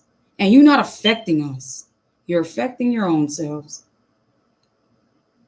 Come and scoff. Yo, they think they're royalty. Look at their crowns. They think they're the real people. Ah, da, da, da, da. Oh, she thinks she the only one that got some truth. Or she thinks she don't. Let me explain something. The children of the Spirit are literally, they are of the Spirit. We don't have to be in your living room or at your area. If he chooses to have our eyes glance upon something, or even he just drops something in our spirit, he gonna give us the spiritual WikiLeaks. That's the one thing that the children of the flesh don't even get. And if they did get that, they would move with fear, because they would understand and understand that I got to be careful around the spiritual beings, because nothing's hid of the spirit. So I might sound like I'm trying to be like, I can promote some false humility or whatever narrative, but it's going to still be sought out. You're still going to be, the Most High is going to hit it right on the target.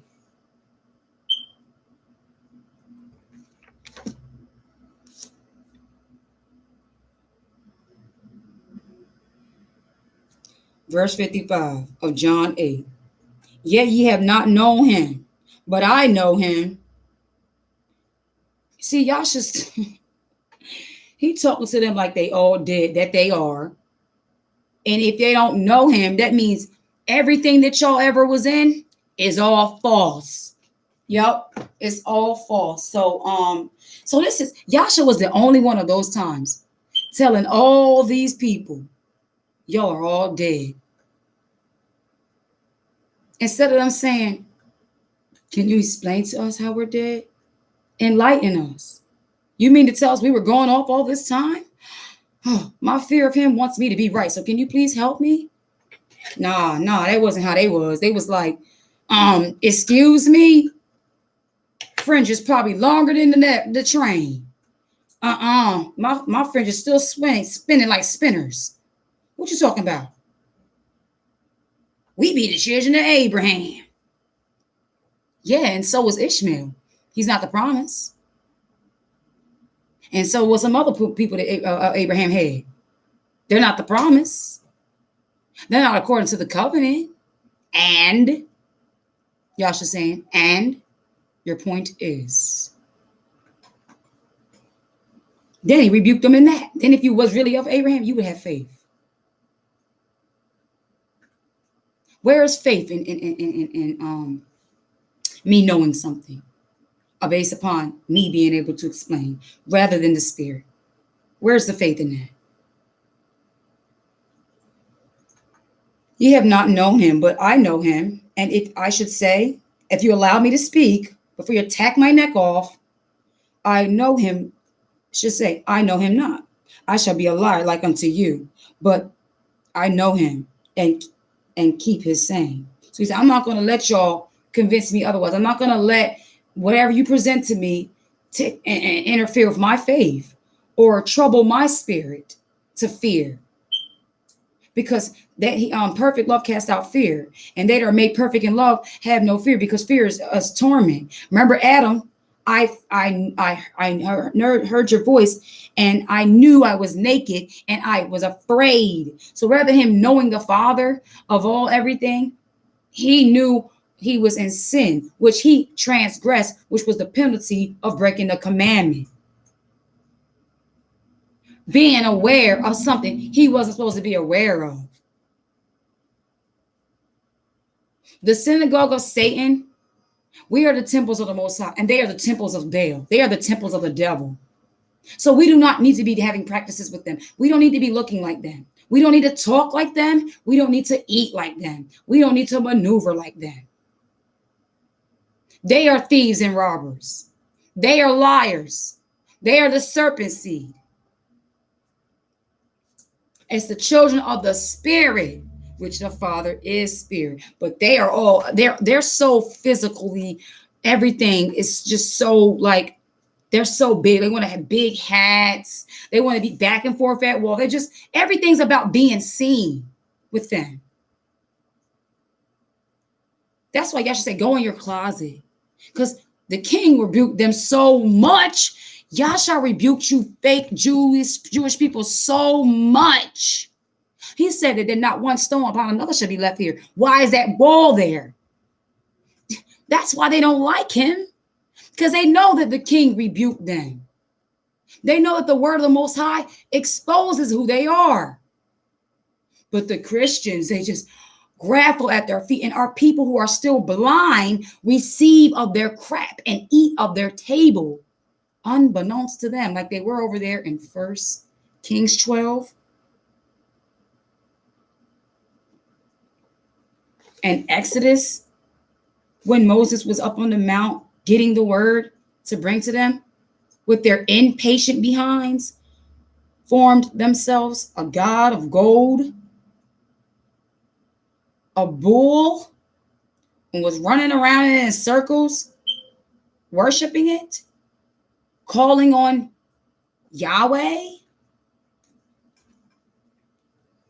Now, before I go any further, has anyone done their due diligence, and is anyone willing right now or able or would like to share what they have seen so far, or any questions?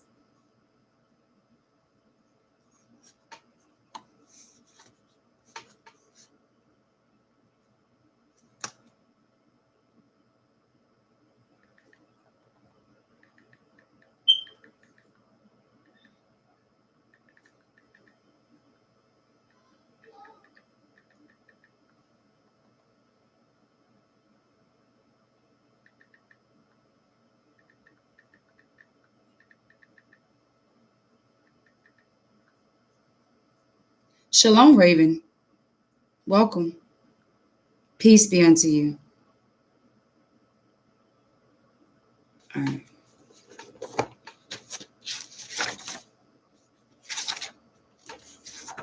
My little lady. Hey, Mama. Hey, sweetheart. I know you feel abandoned, but just bear with me. Exodus 15, verses 22. Okay. So Moses brought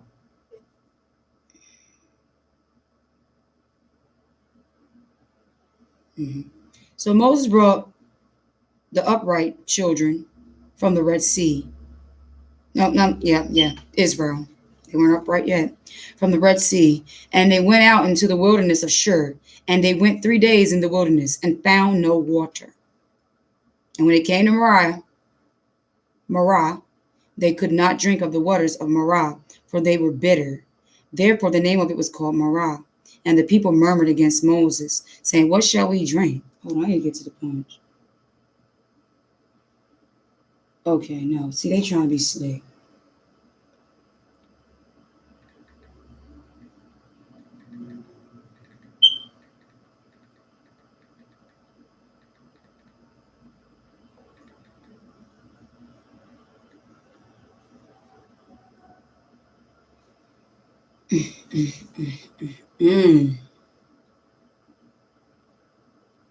Trying to be slick.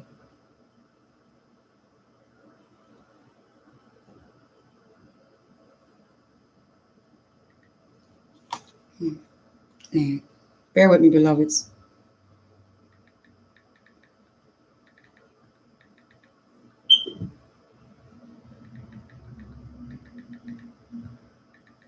They mad. They mad. I don't care. I do not care. Exodus 32. You're not going to stop me. Through 21. All right. What I have here in my Bible here is actually the Strong's, which would be, let me give y'all that. H, whatever they call it. I don't know what these are called, but people, I guess, people know. H1180. Bali, a symbolical name for Jehovah, Bali. So we need to know that Baal is Jehovah. Baal is the bull, the golden calf. Lord/Jehovah. Yahweh is the golden calf. Now remember, we came out of Egypt. All right. So the Egyptians were having Canaanite practices. So just like our people are coming out of America, majority of our people in America are into Christianity. So whenever we were in a land, because remember, we never had a land of our own, really. We had to sojourn to other people. We never had our own language either, because Abraham came out of the house of Chaldeans and spoke the language of his father's house. He just didn't do his father's practices. So that meant it was a familiar language. Wasn't nothing that was brand new, and you know what I mean? So when they came out of Egypt, they brought that crap with them into the wilderness. Just like to this day, people are still bringing the crap of what we were into the Father's covenant. The whole world has been deceived. See there? The devil did this. He said this, and this was his insurrection in the throne. Since he's going to die for the world and save them, then I'm going to go before them and see. I'm going to deceive them. And this is the Most High was playing. Say, okay, I'm going to let you go for it, just like he did with Job.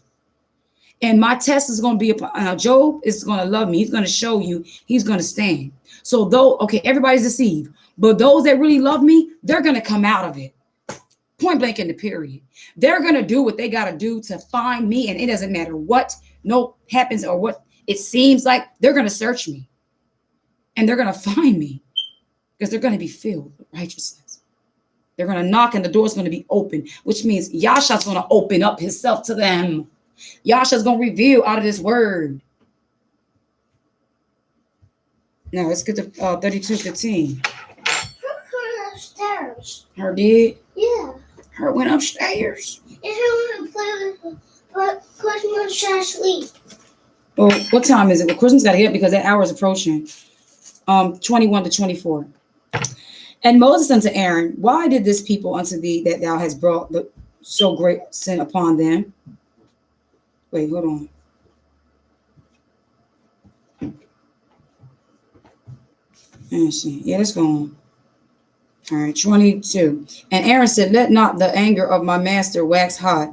Thou knowest the people, that they are set on mischief. You know how they are. Now, this is the prophet. Now, remind you, Moses was being like unto the father. And here Aaron is the prophet basically saying, Father, now I know you sent me to say this to them and do this and do that. You see what's going on, right? Like you see all this coming back, all this unnecessary nonsense. You know they said on whatever, on mischief.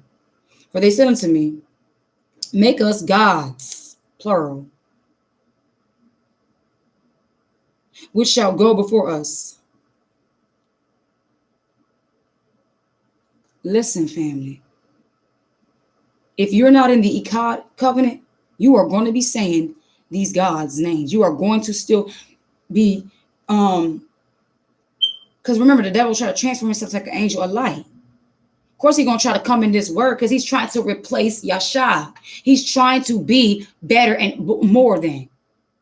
So he can, my name, Jehovah. Yes, Jehovah Nisi, I'm your provider. Jehovah Shalom, I'm your peace. Jehovah, do. How can this bull, who ain't had that they made for themselves, deliver them and go before them? What they were saying was, let our understanding and let where we're comfortable, let us serve in this way. We want that to go before us. We don't want the Most High going before us. That's what you're saying when you don't receive his word. And notice it said plurals. And notice those who don't know the Father, they'll say different names. Even if you call yourself just saying one, when you won't even know when to apply it. You won't even know when it's spoken of the Father or when it's speaking of the Son. You won't know. That's how they set it up with the Lord and the God. So let me say, which one's the Son between the Lord and God? Can you figure that out yourself? If Lord is Jehovah, then God would got to be his father, because in the back of this book, it tells you about Jabulon, who was supposed to be the father of the bull, which would be considered God. And you can find that in a book called Scared Name of God or Blasphemy by Roger Hathaway. He explains it in there about how God is really their Jabulon. That's why they go Jehovah. Let me get back to the scripture. He said, for they said unto me, make us gods which shall go before us. For as for this Moses, the man that brought us up out of the land of Egypt, we wot not what is become of him. Oh my. They said, listen, this man, no respect or fear for the Most High and his position. After all they saw that he'd done, they still had no respect nor fear, obviously no knowledge. Fools despise wisdom and instruction. They didn't want the wisdom of the Most High through instruction. They didn't want to be instructed. Grand risings and welcome. Greetings to you. Salutations and peace be unto you, VJ and KK, to your household. Okay? They didn't want the Most High's instructions. They wanted God's. So they sound like the Egyptians. Here, I took you at the house of the Egyptians. You coming out here talking to me like an Egyptian. Delivered you out of Christianity. You come out with this Christianity. Delivered you out of Islam, and you still hollering about some Islam. You still got too many works. You're still too many names.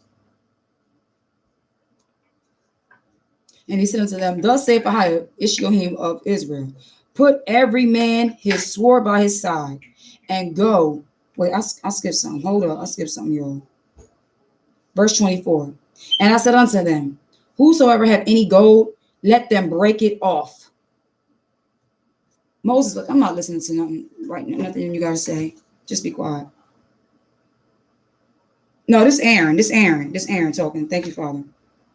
This Aaron. So they gave it to me, and I cast into the fire, and there came out this calf. Oh my goodness.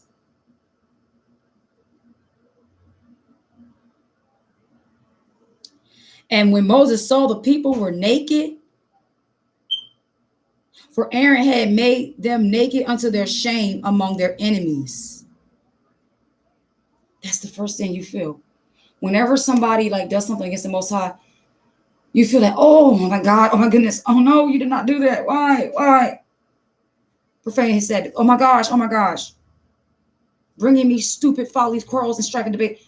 Oh my gosh. Oh no. See, I'm telling y'all, it's like, no, don't. Then Moses stood at the gate of the camp and said, who is on a higher side? Period. Okay. All right. That's it. I'm going to need everybody who is for the Most High, the creator of everything above and beneath, the great I am, who he revealed to me who he was. Now, mind you, he told Moses what shall I say when you send me? Tell them I am sent you. If they didn't receive Moses, how are they going to receive the Father's name? They didn't receive Moses. You don't receive the prophet, you cannot receive the prophet's reward. If you can't receive the messenger or the servant, how are you going to receive of the Father? This is the same thing Yahshua was saying over there in John 8. If you was of my Father, you would hear what I'm saying to you. Period. The only thing that's fighting is the deity that was upon your heart. That's all. He's the one that got a problem. That she, whatever, it's got a problem, because we know some of them are he, she's. They got breasts and all kinds of things. Animal head and manly looking legs and some hoofs looking strange.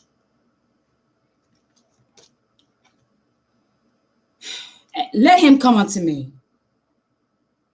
Because since y'all don't want to come unto me, fine. Don't. Matter of fact, don't. Only the ones who want the truth, who want to follow what the Most High say, let him come unto me. And all the sons of Levi gathered themselves together unto him. So only the Levites came forth. And he said unto them, thus saith Ahiah, Ishmael of Israel, put every man his sword by his side, and go in and out from the gate to gate throughout the camp, and slay every man his brother, and every man his companion, and every man his neighbor.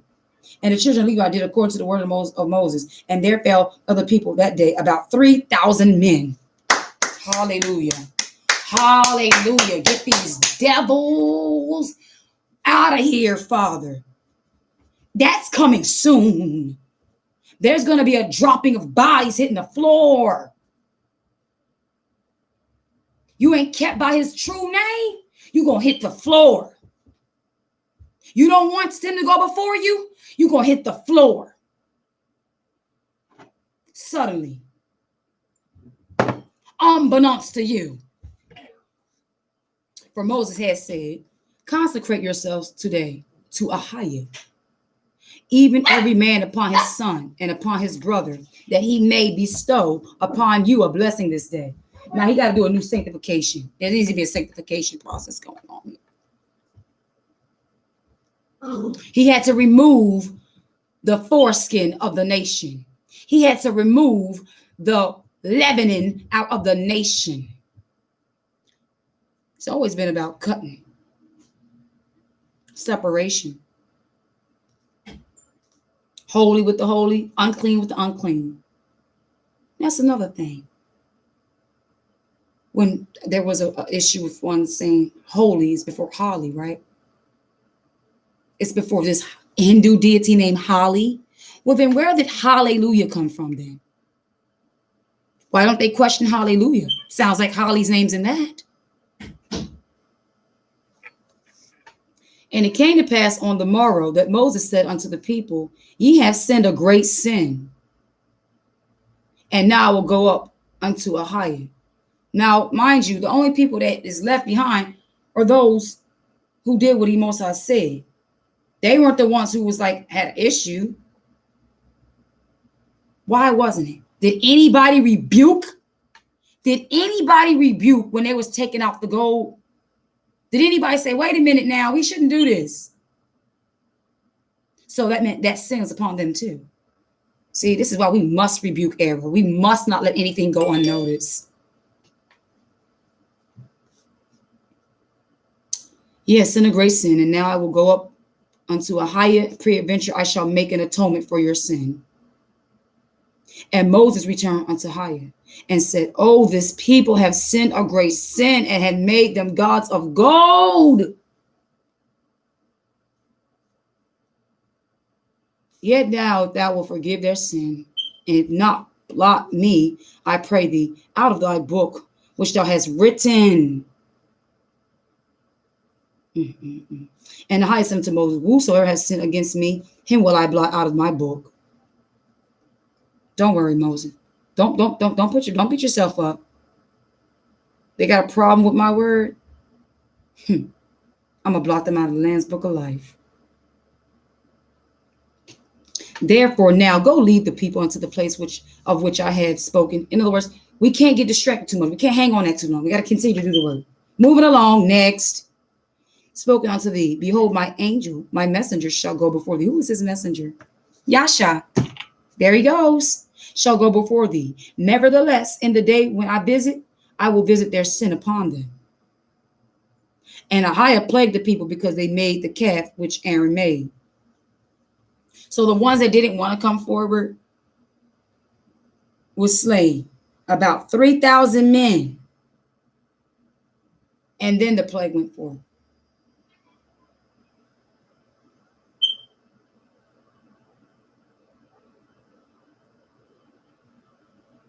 Family, we're not living in times where we can continue to bring forth the rebellion of our forefathers, and we can continue to tempt our Father and provoke him to anger. He's not winking his eyes no more. It is time for us to simply not compromise. Now, I'm not saying that you cannot love your brothers and sisters, which means apply the law when handling them. That's what it means. Love is being lawful in accordance to the Most High. Okay? We're not under that eye for an eye. We're under righteousness. The standard and requirements are more lifted up. And so it's time to grow. It's time to mature. And the best thing, like before I was, just give you guys a testimony. Before I really came to the acknowledgement of the Most High's name, before he revealed to me who he was, his son, what he wanted to be called, when I would watch people on YouTube and I would see error, I would dismiss myself.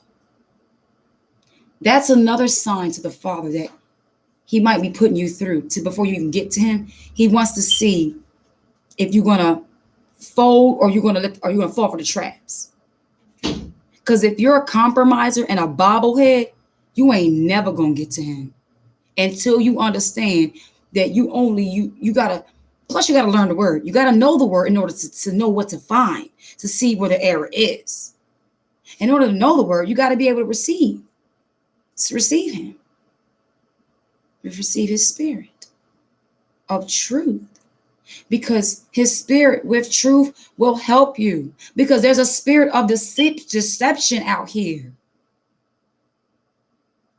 And we already know everybody already started off dead. We already fell short. The devil has already deceived the world, which means you got to have that quickening. You got to have his spirit in order for you to come to be a living soul, to receive the life. So if he said the devil deceived the whole world, it's like the same when it say he didn't have no sin, call himself a liar. If you are deceived, or if you can't assume because you woke up to who you are, that's the only part of deception. That's it. Like, okay, dodge that one. If I would, with all my life, was in Christianity and thought that I had the truth, then I found out who I am in the covenant, that would mean now at this point, what else do I need to be cautious of? And I know a lot of people are like that, hence why they don't want to really just. I learned so much with this. I'm scared. Trust me, I get it. I know it's not easy, knowing that the Father's going to have, if the Father, like, not knowing, but allowing the Father to literally through his spirit lead you and teach you. Because we see in here, they didn't want the man, which was the prophet, nor the Most High. They wanted gods. So there goes that attitude. I don't want to be beat by the Egyptians no more. I just want to be like the Egyptians. So a lot of our people are not coming to the Most High's truth to be saved from their sins and to be a righteous, upright being that he called and he's choosing the upright ones. He's not choosing Israelites. Israelites are those who are children of Baal. Because in that story, in Genesis 33 and 34, we see that Jacob was going against the Most High. He disobeyed the Most High's command. Let me show you. Most High told him to go back to your own country, your kindred. Instead, he stayed there that night and ended up fighting with somebody. If he would have went where the Most High told him, he wouldn't have been fighting with that fallen. He wouldn't have came across that being who he asked to bless it and renamed him Israel. The Most High said, I formed you. You're my servant, Jacob. I called you upright. Why are you going off? Let's get it. I'm going to show you. I'm going to show you where he disobeyed the Most High. This is why. And guess what else? It's like Jacob sold us over to Edom. That's what he did. Giving all his blessing over to him. That's that Cunan nature. That's that profane as Esau. I'm going to show it to you. Start at Genesis 32, verse 1. And Jacob went on his way, and the angels of Ishiohim met him. And when Jacob saw them, he said, this is Ishiohim's host. And he called the name of this place Mahanaim. Okay, I don't know how to say that word, pardon me. And Jacob sent his messengers before him to Esau, his brother, unto the land of Seir, the country of Edom. And Jacob sent messengers before him to Esau his brother unto the land of Seir, the country of Edom. Take heed. And he commanded them, saying, Thus shall you speak unto my master Esau. Wait a minute. Hold up. Wait a minute. If the Most High called Jacob his servant, then who's supposed to be his master? Or who's supposed to be his head? The Most High. Here he's over here calling Esau his master. But Esau did not have no care for the Most High's law or commandment. He disregarded to the point, just give me some raw food real quick. Let me get that raw pottage. That's how profane he was. How does a profane one become your master? Thy servant Jacob saith, Thus I have sojourned with Laban and stayed there until now. Now, why were you sojourning there? You were supposed to be sojourning there because the Most High was protecting you from his wrath. Here the Most High kept you and hid you. Here you are coming from out of your kept place and telling him your secrets. You're undoing what the Most High did for you. Pay attention, family. Stay there until now. And I have oxen and asses, flocks. Now, mind you, we said Jacob went on his way and angels of Ishiohim met him. And Jacob saw them and he said, This is Ishiohim's host. We don't have nothing account of what they said to him or anything that confirmed that they are the Most High. We just saw some angels. Just remember that. We have nothing else other than he just saw some angels. He said, This is the host of the Most High. Okay. Which means some beings. All right. Keep that in mind. I have oxen and asses and flocks and men servants and women servants. And I have sent to tell my master that I find grace in thy sight. So, boom. The Most High hid him. He blessed him.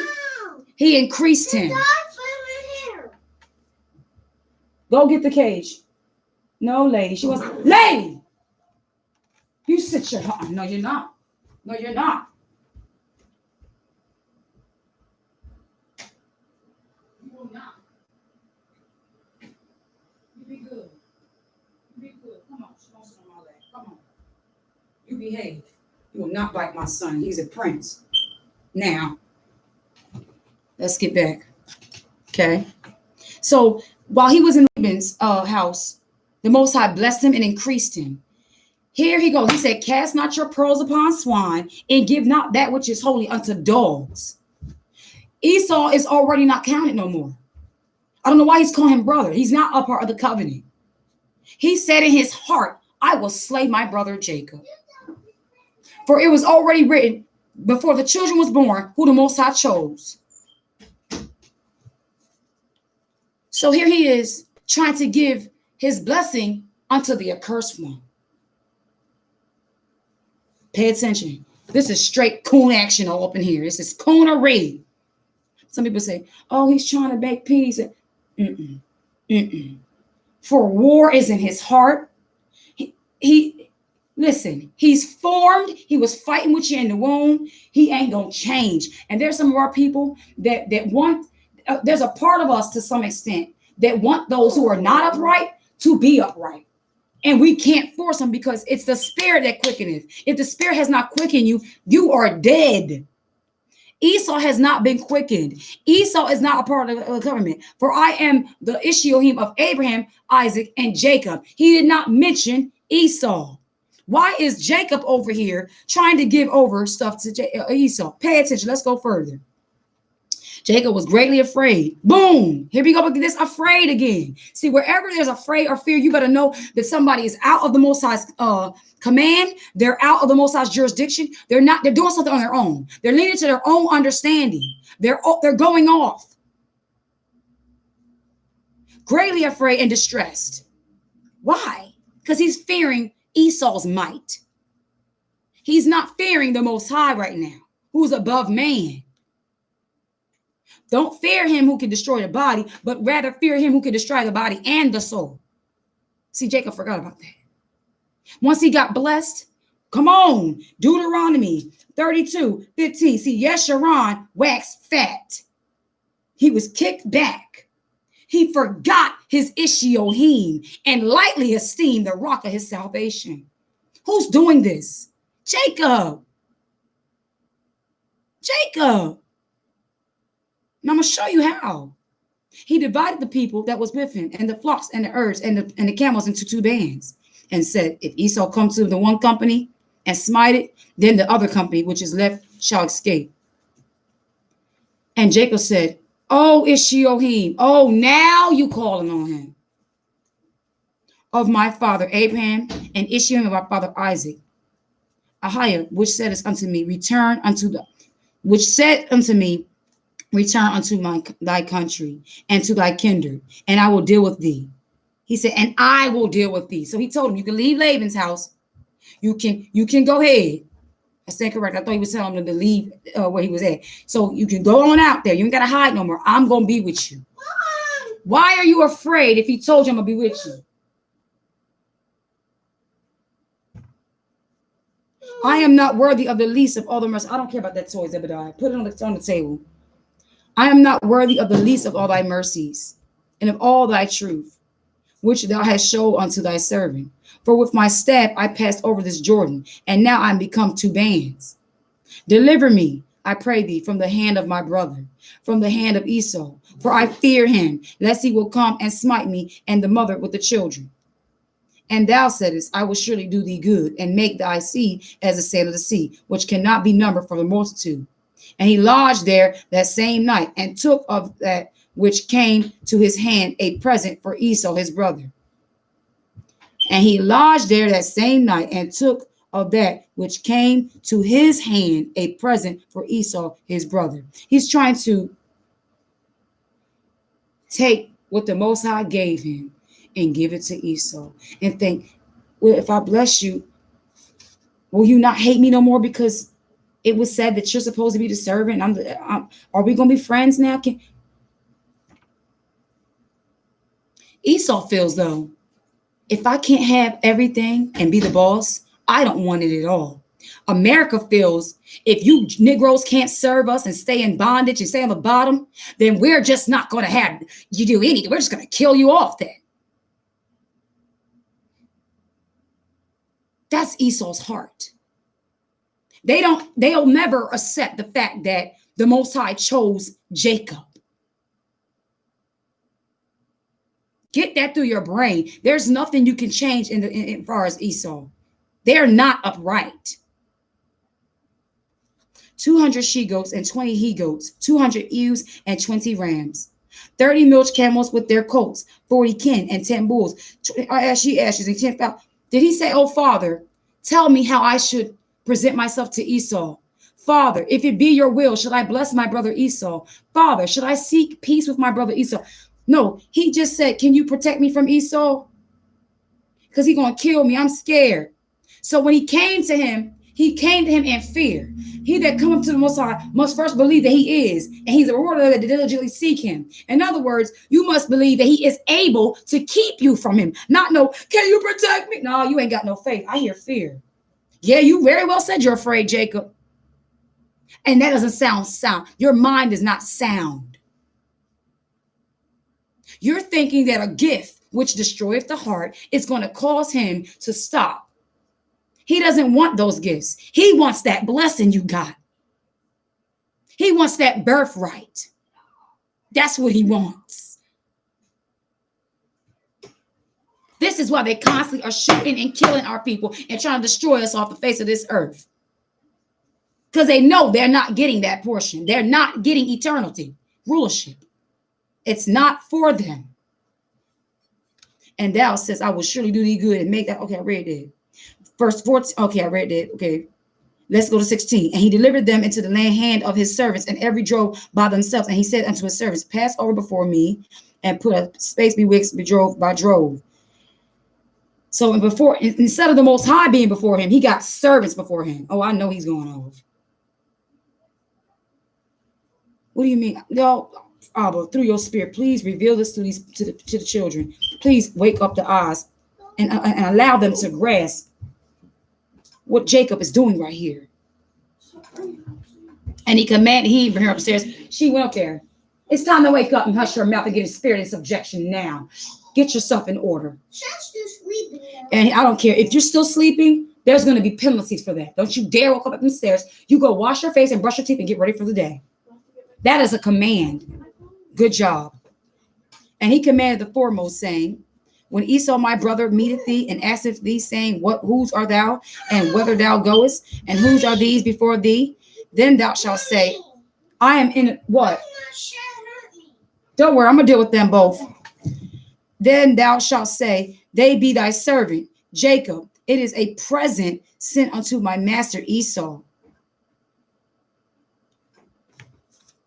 Fear will cause you to go off.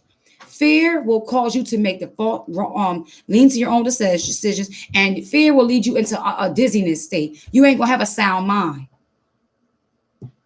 And behold, also he is behind us. As he's trying to give gifts, Esau's got his armies coming. You're gonna go in the back. We're gonna say Esau's still preparing for war. He's always been this way. Even if a brother want to turn himself in, they'll have like 55, 60 ones. They're just over the top. Thou shalt say, they be thy servant Jacob's. It is a present sent unto my master Esau, and behold, he is behind us. And so commanded he the second and the third, and all that followed the drove, saying, on this manner shall ye speak unto Esau, and he when ye find him, and say ye moreover. He's so scared. He's like, let these gifts go. And then if he say he want to be my friend or he want to receive me, then I'll come. Then what, Jacob? You gonna start serving him? Then what, Jacob? Serve him in what? In war? Serve him in what? Disobedience? Serve him in what? Profanity? Say ye moreover, behold, thy servant Jacob is behind us. For he said, I will appease. I'm getting sick reading this. Ugh.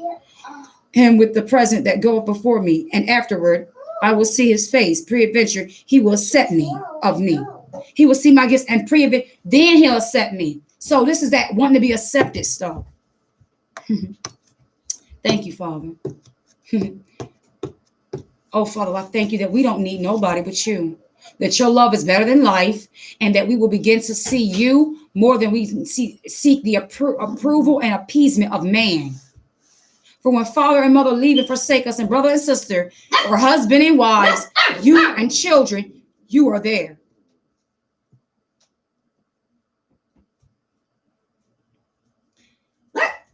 So, listen, I don't need no distractions. Excuse me, Robert, can you take her outside, please?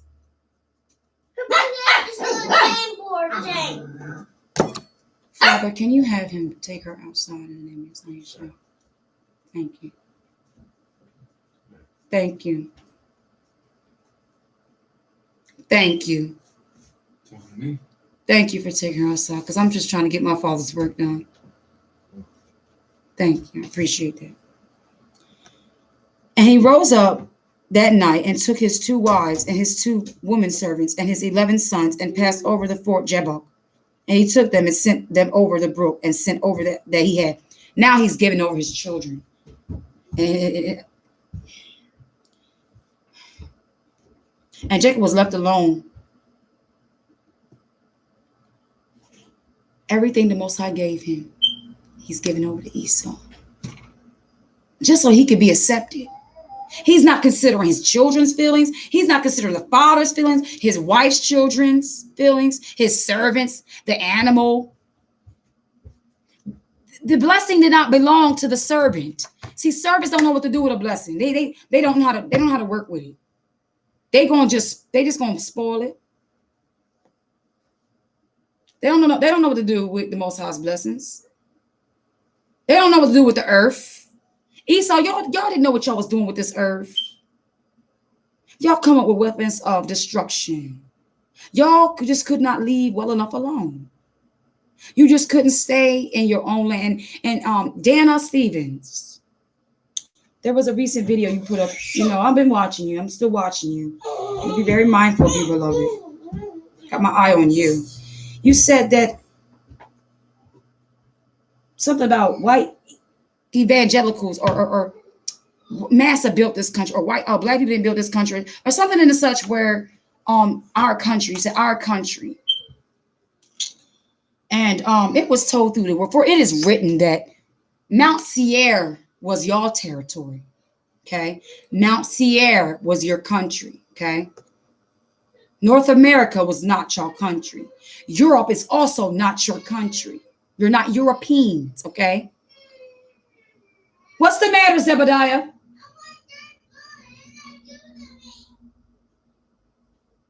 Don't be upset, Zebediah. He's got to have cause. Okay? Peace be still in the name of Yeshua, and obedience in the name of Yeshua. I rebuke any vexing and disturbing spirits in the name of Yeshua. So be it.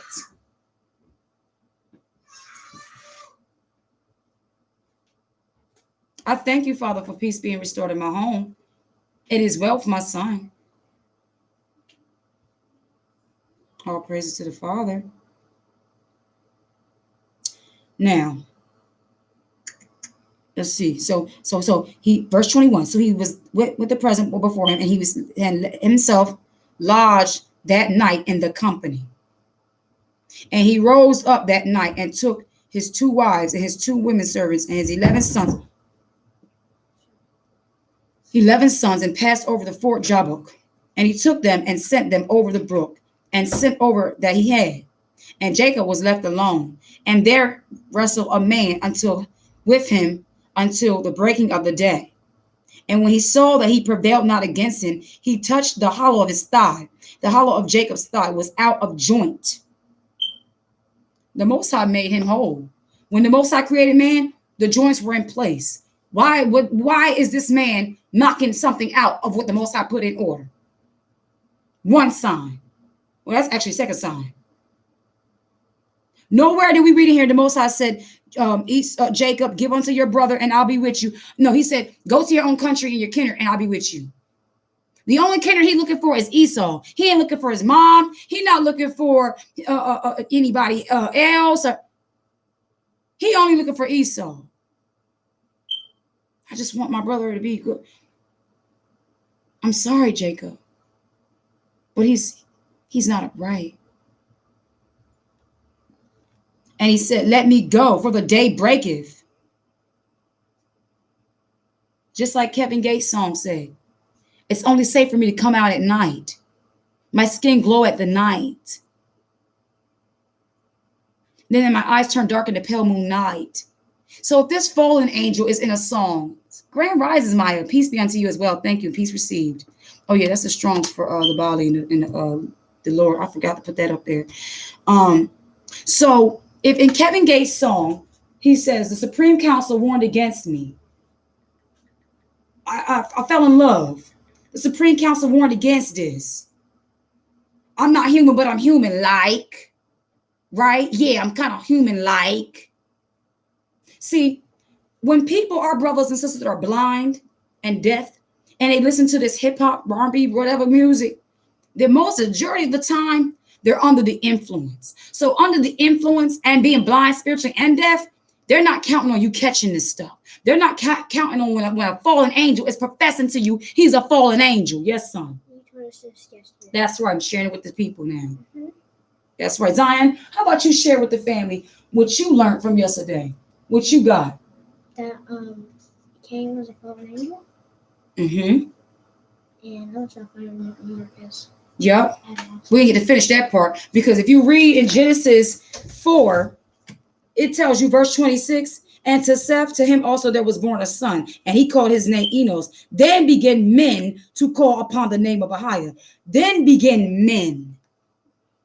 So all them other ones that Eve begot, they weren't men. I'm trying to tell y'all these mankind's days of Noah. So when the Son of Man returned, like it was in the days of Noah, so shall it be.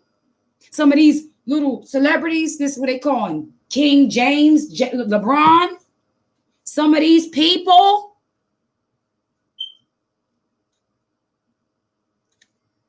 or things are not like the others whom the Most High created and said was good. Because if you ain't calling upon, it said, then begin men to call upon the name of Ahiah.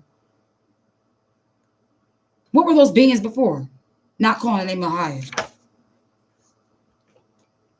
Back to Genesis chapter 32, verse 26. He said, let me go for the day break. Why are you afraid of the day? What's wrong with the day? What walks at the night?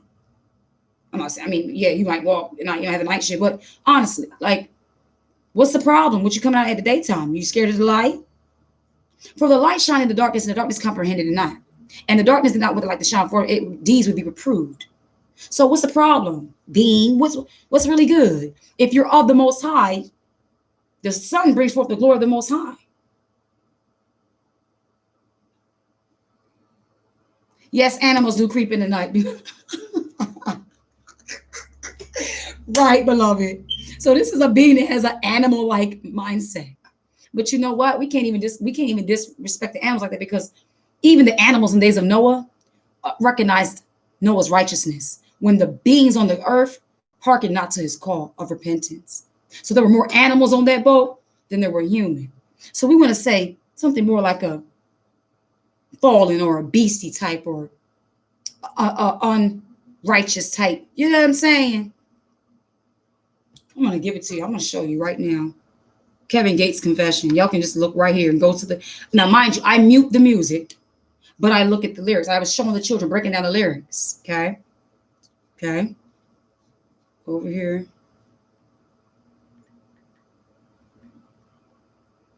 Then he says, I was your guardian angel. It translates to Kevin.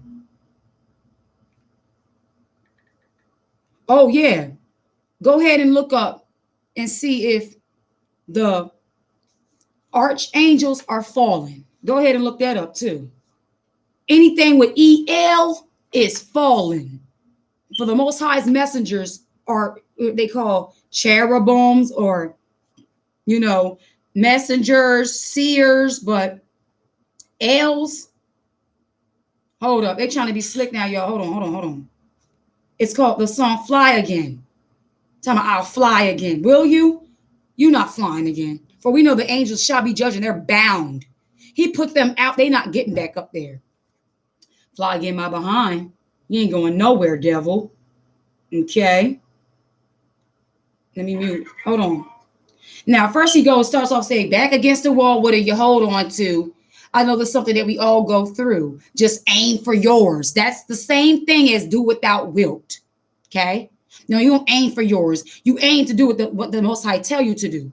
Yahshua say, follow me, which is follow the words of the Most High. You don't aim for your will or nothing. That's rebellion right there. Two faces.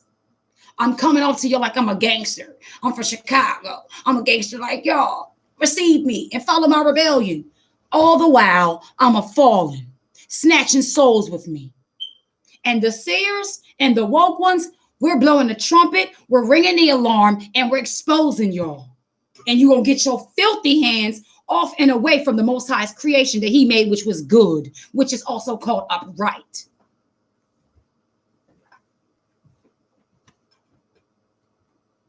See, my Father delivered me from this. When it rains, it pours. I'll learn how to fly again. Painful game, I made mistakes, but I ain't never tell on nobody. So now he's trying to earn the a rebellious like brothers trust. I'm bad like you. I ain't no snitch. I'll fly again. What gangster can really relate to be able to fly? No, like really, like, can you are you even like? Pay attention, family. Okay, he says, they called me names. Okay, they called me names. They something, they whatever. Look, thrown in crosses, took some losses. What do you mean thrown in crosses? What do you mean? No, but that's not a typical way we speak. We know our slang. Like you can say, now you threw me for something, or you caught me, or you got me with that one, but thrown in crosses? You tried it, fallen one. You tried it. Now you're not Yasha. You're not. You tried it. Never complained. I went and got it. You just got done complaining. They called me names. See, you gotta catch them. They speak out their mouth twice. Pay attention. I thought I would be Muhammad Ali, but I didn't make it with boxing. Stop. Stop. That's the cap. See, he wants to mention Muhammad Ali because at the very end, he says 3 times Prince so-and-so, Prince so-and-so, Prince so-and-so. And that prince, I looked up that name, is tied under the 12 princes or one of the princes over of Ishmael. Or bottom line, those Arabian people who basically worship Allah. So he's admitting he's a prince of Allah. And Allah is another word for the devil, Satan. So he just really admitting that he's a prince of the devil. In other words, a fallen one.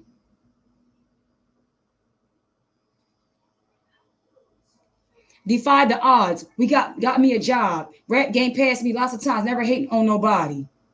I'm a gangster. My heart colder than Chicago. The black Impala just put bullets in my car door.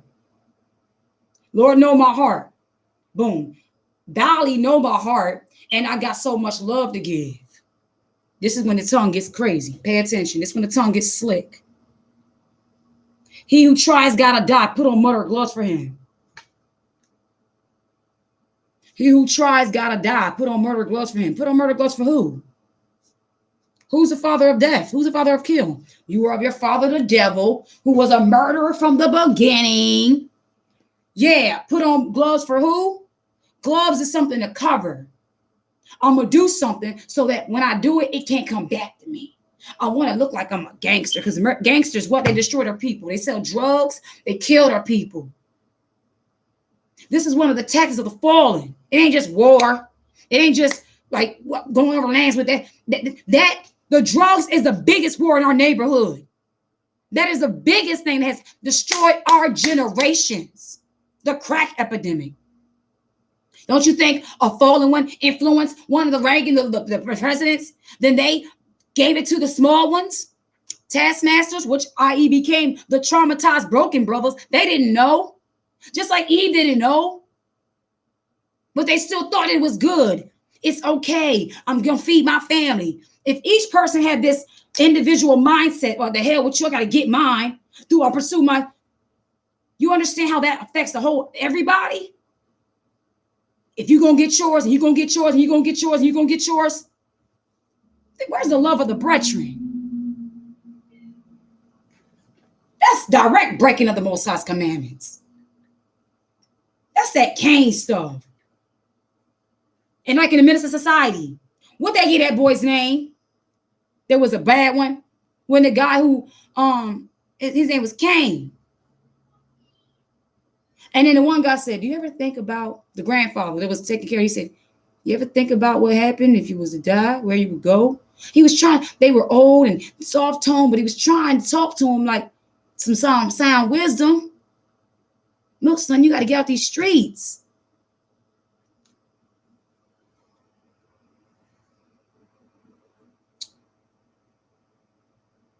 You know what? I'm going to go to the lyrics Google way. Okay, wait. He who tries got to die. Put on murder gloves for him. Yeah. Back against the wall, what do you hold on to? If your back's against the wall, what are you supposed to... Which one? If you're down, what are you supposed to do? Rely on the Most High scriptures. This is the only thing that's going to get you up or get your back from against the wall. Not no career, not your own will, not your own imaginations. Nothing but the word of the Most High. If your back's against the wall. But not for the rebellious ones. See, the rebellious ones, they don't get that. Just aim for yours. When it rains, it pours. I'll learn how to fly again. I was born a prince. The Supreme Council had advised against this. Oh, now he's talking on some other type time. Now, pay attention. Now, mind you, the first lyric was, what you call my gaze. By the time you get to the second lyric, most times brothers ain't paying attention to this. By the time they done got the blunt rolled up, they lit the joint, good in it, man. And mind you, they're probably drunk or it's banging in the club. Or bottom line, they're not alert. They can't see what he's saying. They can't hear him. And guess what? Because they know that the people can't hear them, their fangs get out more like, you dumb dummy, I got you, you don't even know it. It's so sad. But I was in love and I followed my heart, not getting used to living a human life. May sound stupid, but I'm not human, but I'm human like. He said, no getting used to living a human life. May sound stupid, I'm not human, but I'm human like. Like that other woman I showed y'all that day on the Sunday, or the first day of the week, pardon me, Father, first day of the week.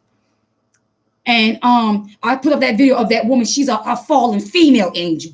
She's a fallen female one. And she says, let me tell you how Feast of Tabernacles ruined my life. I have to now be nice to people. I have to now. This is their lie. This is how they act. They're he says in the song, we're great pretenders. They are great pretenders. Girl, you know good and darn well you do not want to live upright and stop. You're not. You can't. You're bound here. You're waiting upon your judgment. But the wait is slightly over because I got something for you, you fallen beings. He said, I fell in love. Did not he say that the sons went into the daughters? Did not the Most High forbid that? You were not supposed to go into the women's. You were not supposed to do that. Oh, fallen.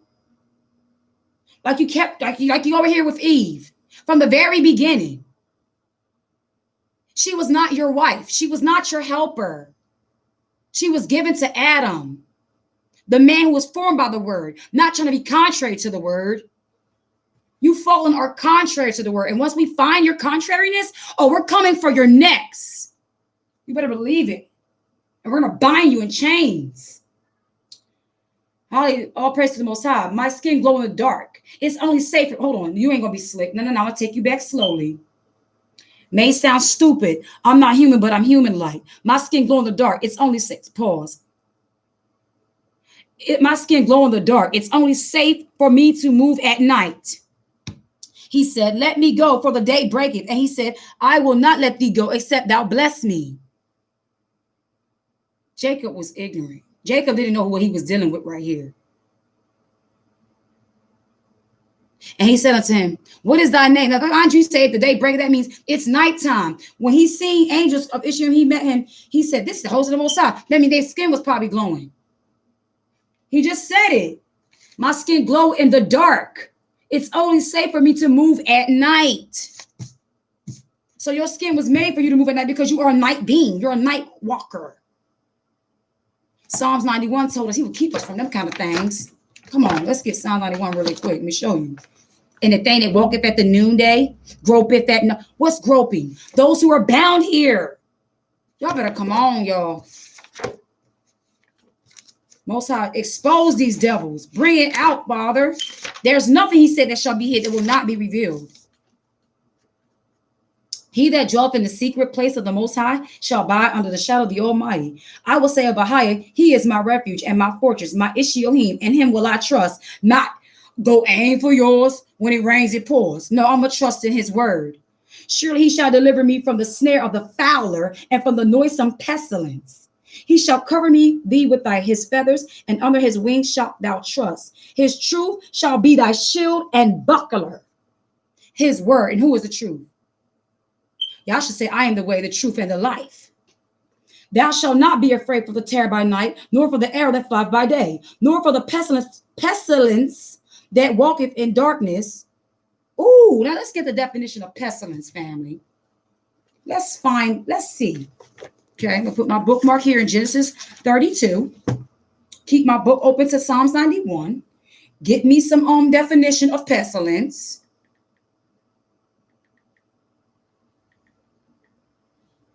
I'm the little sister that I'm a snitch on you devils. I'm a snitch. I'm the one kid. Oh, dad. Oh, get them. A fatal epidemic disease, especially a bubonic plague. A fatal epidemic disease, especially a bubonic plague. Let's see if we can get some images of it. Now, aren't we in the times of the coronavirus? right? What is their so-called like image that they got?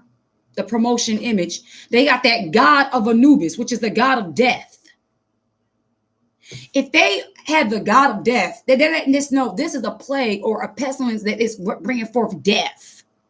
That people who are promoting it and allowing it to go forth and advertise all this, they are of death. They're of the kingdom. That walketh in darkness. Now, honestly, can a plague walk in darkness, though? According to this definition, can a plague walk in darkness? Well, let's see. Think about darkness, though. It don't got to necessarily mean the sun's down. Darkness can simply mean of the wickedness. It can mean of the fall. Like, it can be like darkness is not of the Most High. And if you walking in darkness, you're not in the secret place. You're not abiding in him to be kept. Therefore, things of like the plagues and other stuff can take you. That walk in dark, nor for the destruction that wasteth at noonday. 1,000 shall fall at thy side, and 10,000 at thy right hand, but it shall not come nigh thee. Only with thine eyes shalt thou behold and see the reward of the wicked, because thou hast made a higher, which is my refuge, even the Most High, thy habitation. Not because your back was up against the wall and you aim for yours. Because he gonna make it rain all right. And this rain ain't gonna be water. See, this rain gonna be fire. And he gonna pour out his indignation and wrath for all evildoers and workers of iniquity. And the fallen already know what time it is. You want to know how? When they start seeing the watchers wake up and the seers start saying stuff, they're like, oh gosh, now we know how close we are to the end. So then they start ramping up more crap with the leaders. You got to hurry up and bring the vaccination by this fall. You have to do this, you have to do that. Because see, the nations are dead. They can't recognize because their eyes weren't open to this word. It's the ones they hearken to, the fallen ones, that the principalities and magistrates, all that they yield to. It's them who are giving them the one up, according to the Most High's manifestation that they can see. Like that character Gabriel that was on YouTube. He's telling about he's Gabriel. Yes, he's Gabriel. Gabriel is a fallen one. They gave us the fallen ones' names so that people can call on them. They did not give you the righteous ones' names because it's not for them to expose their name, because no name's supposed to be exalted other than Yasha. There's only one name under heaven whereby man can be saved. So why would an angel need to express who he is? He ain't nothing but a servant. You're supposed to bring the word and do that and that alone.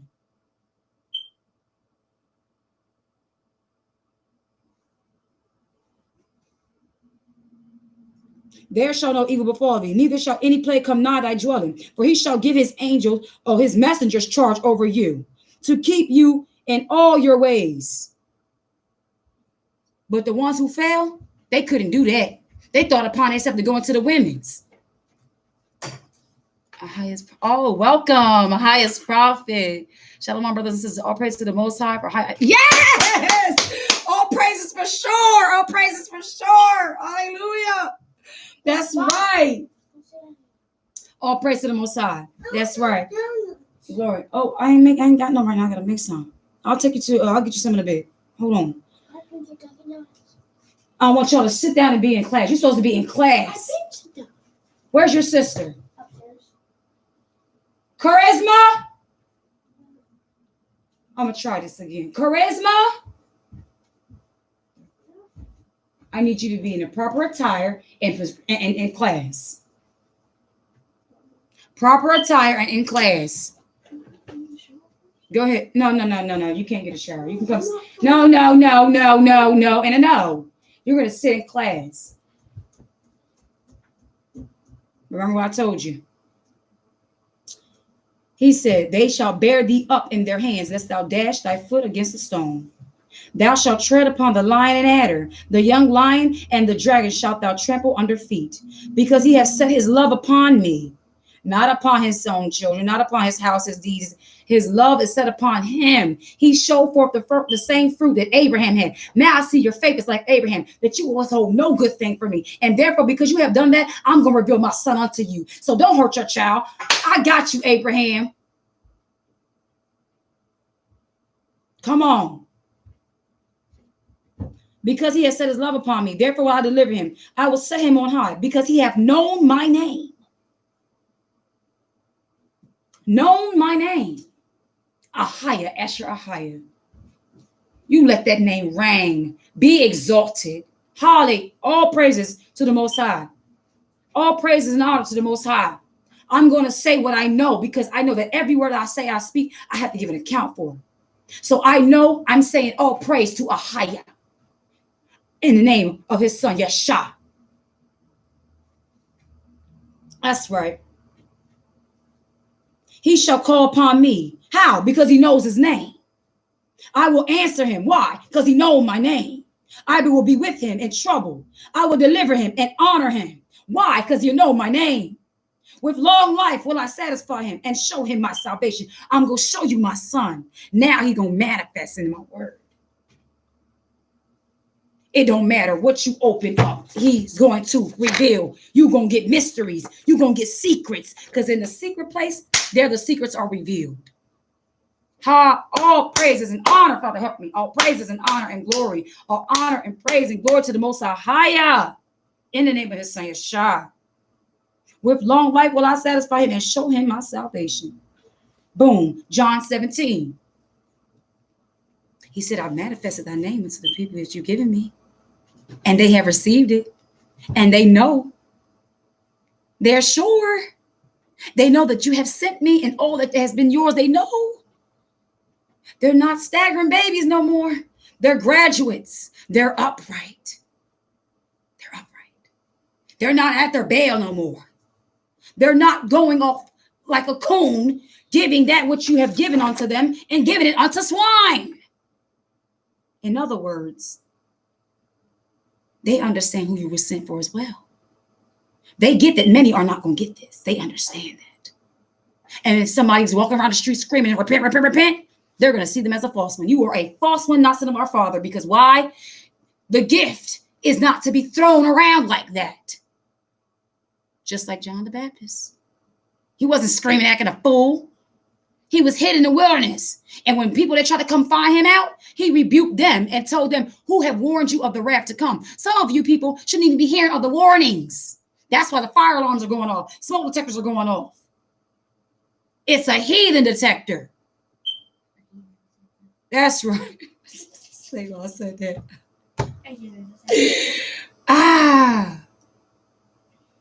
Blessings to everyone. That's right. Go. That's right. Through my big brother. Through my big brother, Yasha, we do this. That's right. Because I'm a tattleteller. I tales on the wicked. Father, we got to wake up some more. It's a few of them out here. They don't seem to be getting it. Okay. Oh, Father, a fallen angels out here. That's what you do. Tattletale. Tattletale. Snitch.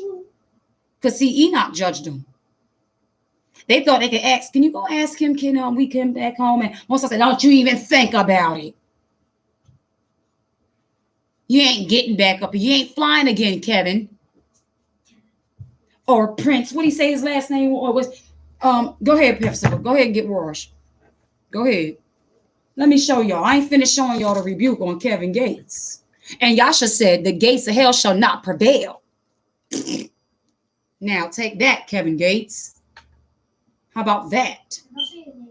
Yeah, you're right, Zion. You're right. Okay, let me show you. All right. It says skin glows in the dark. Just like this being over here in Genesis 32 and verse 26. I'm your guardian angel. Who? And it translates into Kevin. And the devil transforms himself into an angel of light. Transforms. The word is supposed to convert, not transform. And if you want to say transform and converse the same thing, well, so be it. But guess what? Trans is the root word for two works. Two. Like a tricycle. You get a TR, like transsexuals. A transvestite, whatever you want to call them words. They got twofold. Works. You was born a man, but you want to be a woman. You was born a woman, but you want to be a man. I don't care, YouTube. Oh, YouTube, I don't give a darn about your sister shit. I'm going to bring this out. I'm not afraid of you or your companies or your powers or your principalities or anything that you come with. I will not be careful to say that which I need to speak. And when the Most High brings the famine, I know he said trim the lamp. However, when the groom come, then it will be the famine. But until the groom come, I'm going to do this work.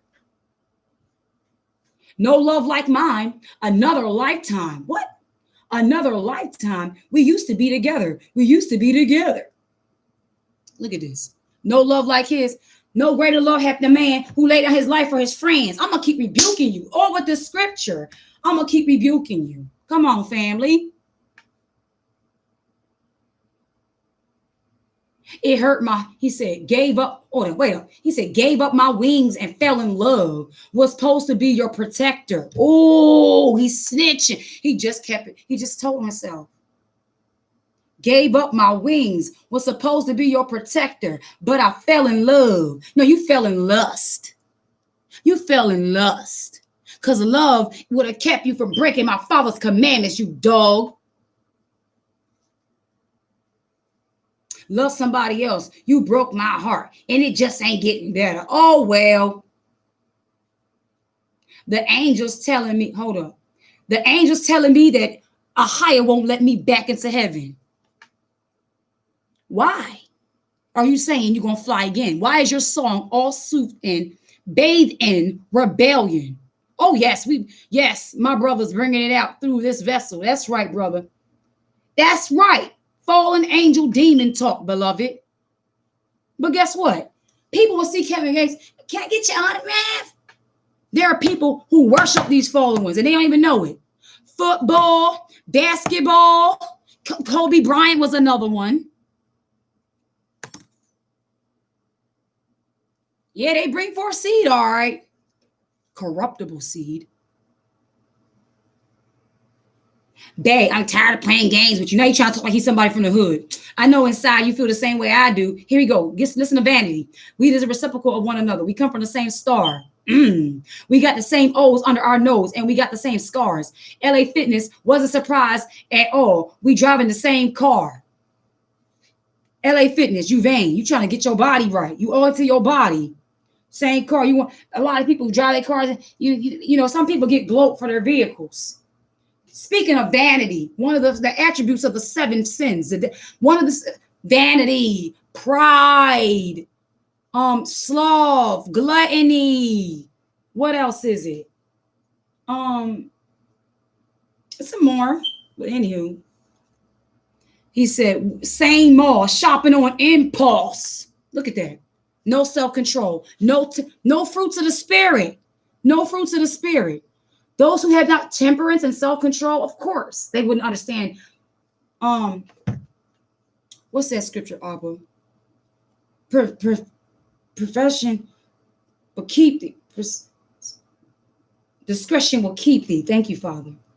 From the evil man. Discretion will keep thee. What's that scripture, Father? Hold on.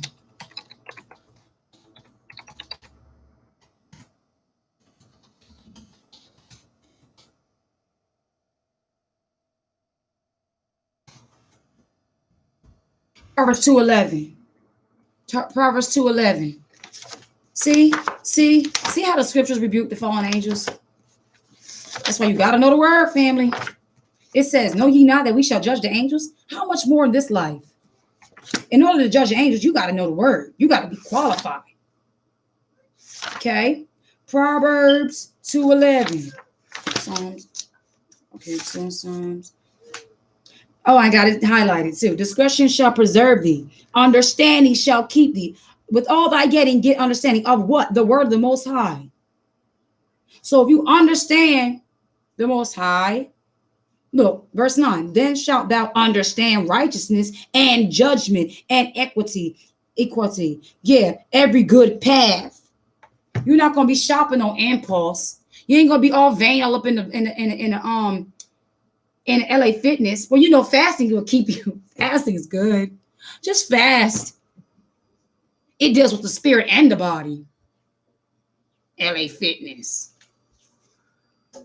He said, I didn't find it odd. He doesn't find these things, the fruits of the flesh, odd. Of course he doesn't. He's fallen. Breadwinner. Okay, there goes another one. You. What is that? What would be the word for a person who's just so like materialistic? Materialistic. You so on this world. You're not storing up your treasures in the Shamayim. You're not storing up treasures in the heavens, where man neither rob and steal. You boasting what you did on this earth. Materialistic, vain, a dumb fool. That's what you call that. Because guess what? Your gold ain't. We was just reading how over here they was taking jury off and forming themselves to a god. So when people have their money, they feel into themselves as though they are a god. Don't let her get any of these diseases. Thank you, Zebediah. He said, breadwinner, moving them kilos round. I'ma supply the raw. You disgust me. You think you hard. You think you cool because you're destroying the Most High's creation through narcotics and drugs, breaking broken homes and families and children. Great pretenders. There they go. We on the Instagram acting like we not involved. Now he's trying to act like he's identifying. He wants to use things that people of this world do, just on petty little dumb stuff. Like, I ain't worried about him. I don't even see him, but you looking for him to see if he looking about you. Pretender doesn't matter. See, the fallen angels are pretending to be like us, and y'all pretending to be good, whatever, in your little wickedness. You're not happy. You don't have a perfect peace if your mind's not stayed on him. He said he will keep you in perfect peace whose mind is stayed on him. You're not going to be looking for somebody to be worried about you. You're not going to be bothered. No, you might mention stuff and expose things. It's through discernment of the Spirit of the Most High, acknowledging stuff. But it's not going to consume you. You still got the joy of the Most High, which is fruit of the Spirit. Great pretenders, indeed. Back against the wall, what do you hold on to? We're going to get to the part where he says his name 3 times. We're going to get to that prince. He said, but we both know our exercise of passionate speech. We may have aroused unwanted recollections of negative occurrences.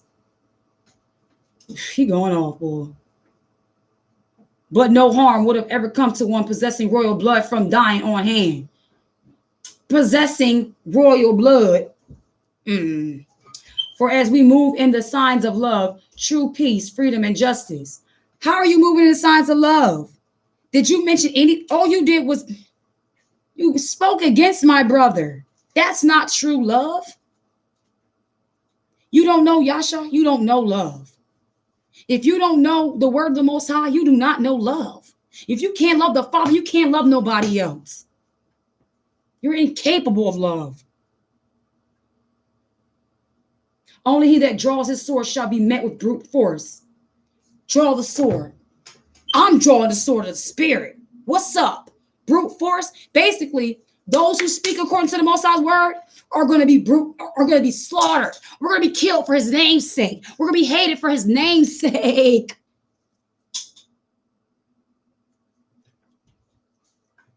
So you Christians have nothing to worry about because y'all ain't even got a sword in order to pull it out. It's for people like us that's doing this, that's going to be dealt with through these devil ones because they're mad we exposed them. There's penalties for this stuff, family. That's okay. For his sake, we do this. If we look, we would have decreed that matter saying hold on. If you would have decreed that matter, stop it, Zebby. I can't. If you would have decreed that matter saying we were cleared for departure, basically saying, he told us to the Father saying, if you would have let me come back, well, he gonna say, I would have left it all. If you would have let me come back, we were cleared for departure. He wants to leave this earth. They want to go back and fly again.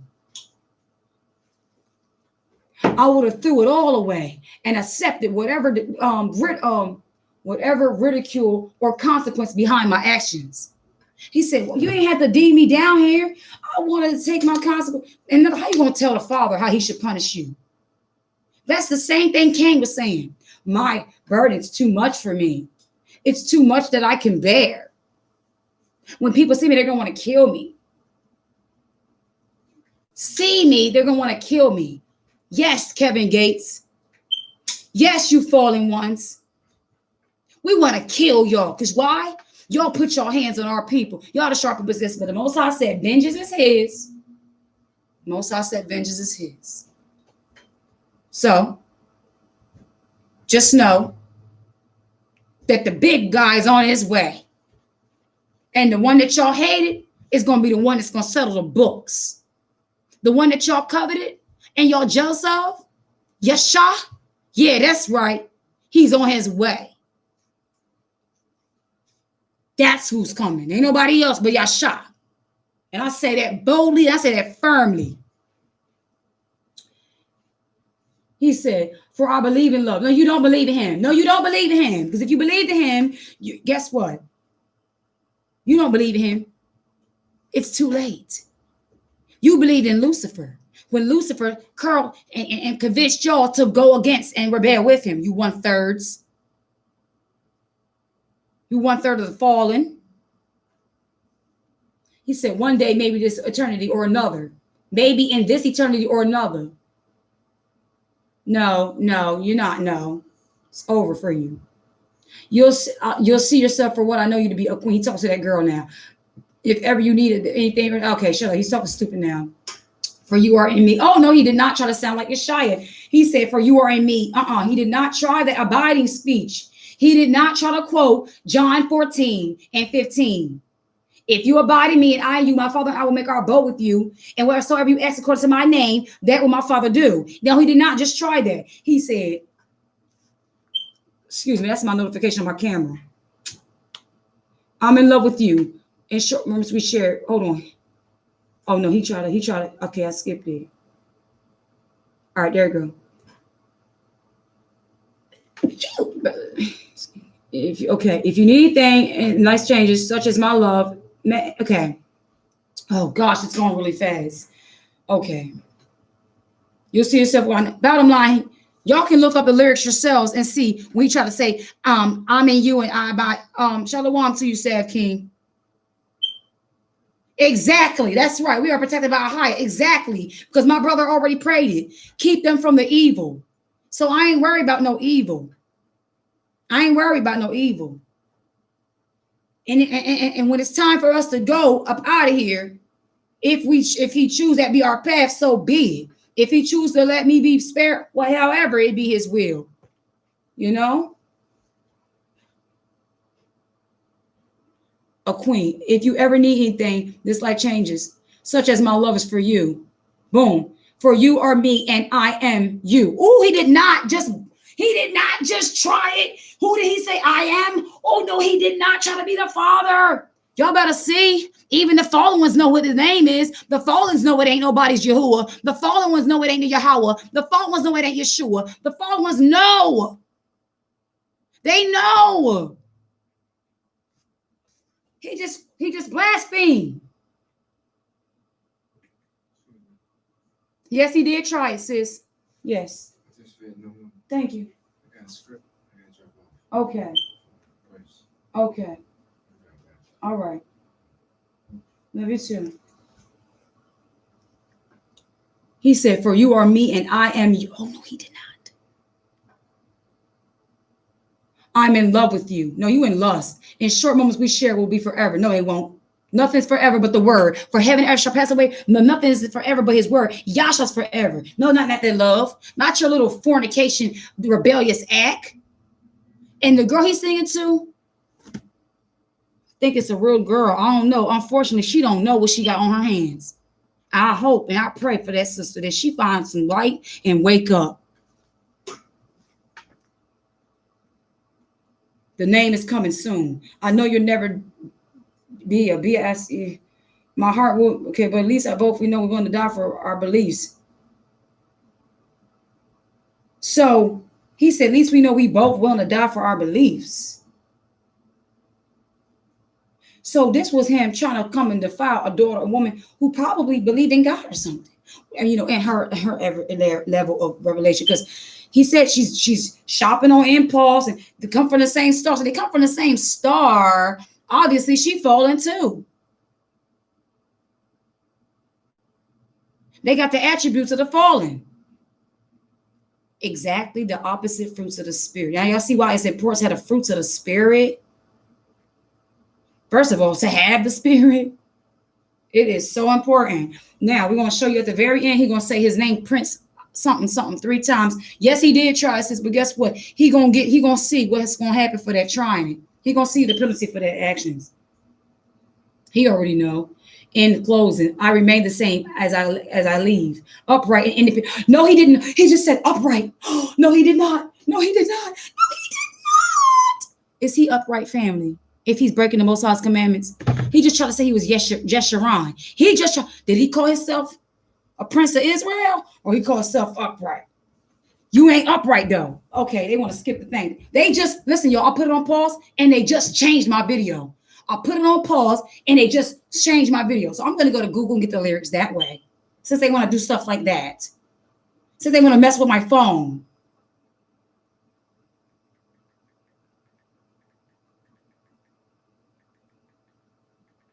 And when you start listening to certain people's stuff, you will hear, you will see. Okay, give me the lyric. Okay. Yup, I got it now. You ain't gonna mess with me now. Okay. Oh, there you go. Prince, I'm gonna type it in here for y'all. Yeah. It's truth. 100 truth. Straight up. And you know what, highest prophet? Listen here. At the end of the day,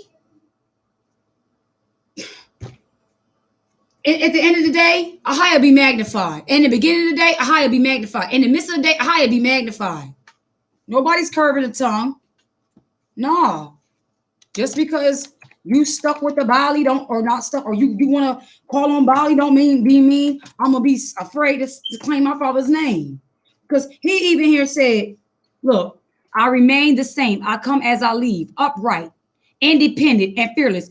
See, the upright ones have sovereignty and fearless. That's the 3 attributes of the Most High, of the ones who are. He's trying to profess to be a child of the Most High. You're not upright. You're not sovereign, and you definitely not fearless, because you're afraid.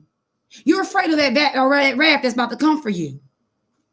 Look, he just said upright in here, y'all.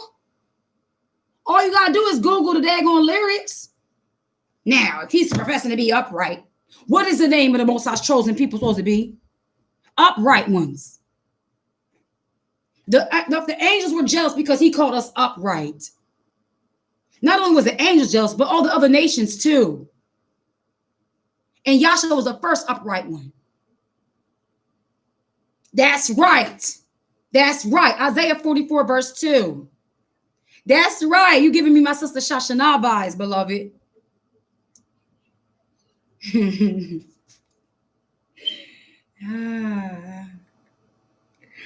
Prince, this is his name. Look at this, y'all. Salahuddin. Salahuddin.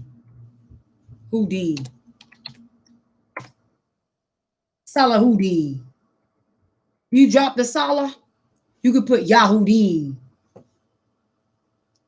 Yahoo. He's after the fallen. Pay attention. Now let's Google what that name, Prince Salahuddin. Like even when they say Yashara Allah, that's not right either. We ain't nothing of no Allah. Ain't no Allah supposed to be tied to the Most High's children. It's Jeshurun, Isaiah 44:2, Deuteronomy 33:15.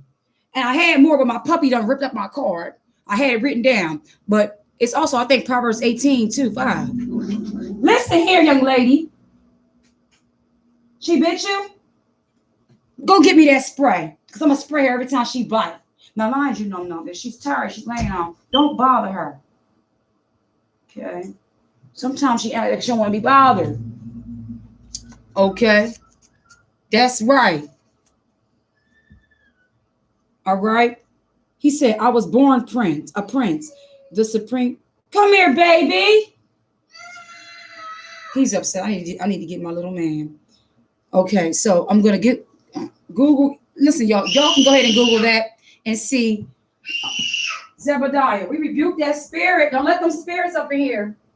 Where you at? Come here, come here, come here.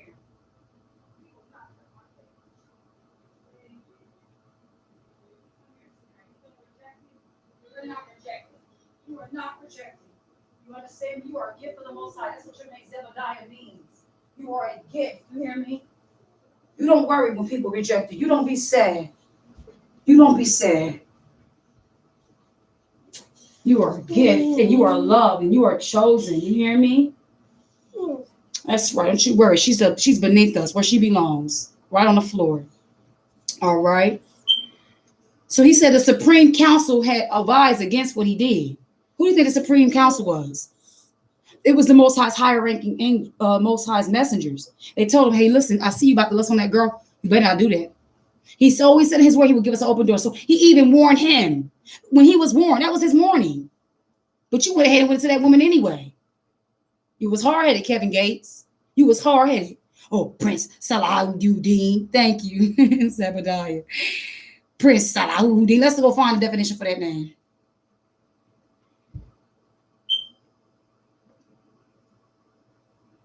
Ooh. What you had, peanut butter?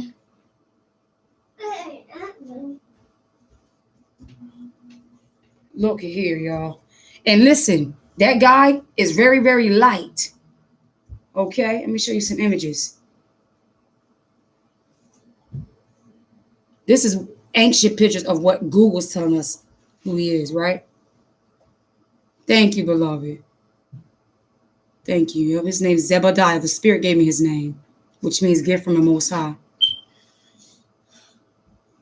Muslim hero. A Muslim hero, which would be of Ishmael, which would be one of the 12 princes, which would be opposing to the promised children. Yeah. There you go. There you go, Selah. They were one of them princes, bro.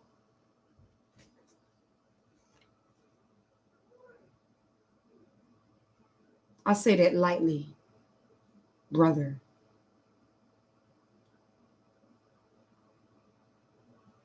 Until you come into the fold. So solidly standing firm. Look at this, Muslim cavalry and temples, pillars and stuff. He said 3 times a prince's name. So when he at the end of that song, he blasphemed and rebelled against our Father and sealed the song with salutation and respect to the Prince of Muslim. That's why he mentioned, I'll try to make it in boxing. Shut up. In other words, he said, when you rejected me, I went over here to Allah, just like Ishmael was rejected, just like Esau. See, when these two were rejected, they went off to other Canaanite deities and stuff like that.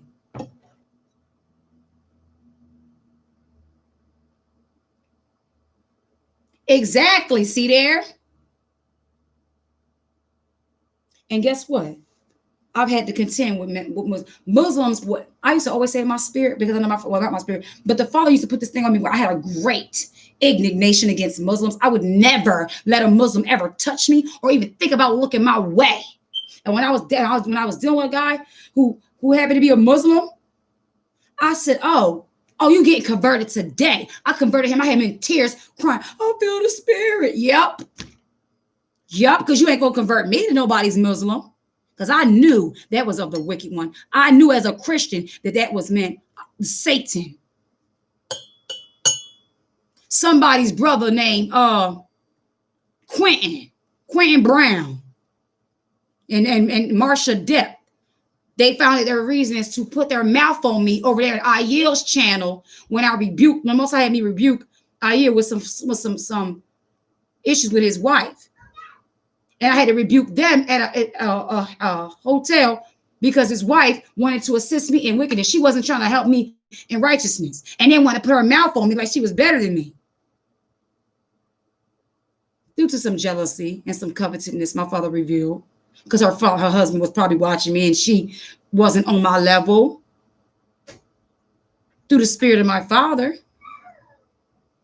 And so Quentin Brown thought of his reasoning to go in there and be like, yeah, yes, you know what my father told me to get rid of that seed of him? Because my father told me he was forbidden. And that God confessed he was going to try to take that baby and sacrifice it unto that demon.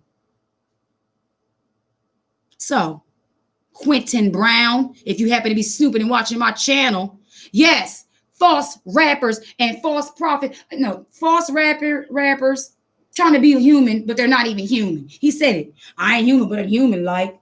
So I'm going to go ahead and get off here and deal with my children. But just remember, back to, hold on really quick. We ain't finished Genesis. Really quick. So when he said, let me go for the daybreak, he said, I will not let thee go except thou bless me. And he said unto him, what is thy name? And he said, Jacob. Okay, so now I know you the Most High's child. You the Most High's servant. And he said, thy name shall be called no more Jacob. In other words, you're not going to be a servant of the Most High no more, but Israel. For a prince. What's going on? And just because I walked past him, he said, I don't start rolling on the ground. He's feeling sad and hurt. How about you love him? Just give him a hug right now. Just give him some love. Love overpowers all. Love covers a multitude of sins. So just go show your brother some love. And he said, thy name shall be called no more Jacob, but Israel. For as a prince hast thou power with Ishiohim and with men, and hast prevailed. This is the same thing that the serpent said, for the Most High knoweth that you shall be like him, God, and your eyes shall be opened. You ain't going to be like unto my father, for there's only one like unto my father. That's Yahshua, first begotten. And in order for you to be like unto him, you must do what he says. You must follow his word. And Jacob, he already told you he was going to be with you. But you seeking somebody else's promotion. You seeking somebody else's esteem. You need somebody else's approval. The Most High is not enough. You got that cooning up inside you. That's what our brothers and sisters. So for those ones, those profane ones like that, they're going to be cut off. Still seeking for our master's approval. You still seeking, you're fearing master's or whatever. Today is the day I'm going to denounce this nationality. Today is the day I'm going down there. Before this voting crap goes in, I want to be done. I want my hands clean. I'm washing my hands of this filthy nation, which is under God, the God of money. For I must be upright, sovereign, and what else he tried to say? He tried to steal our stuff.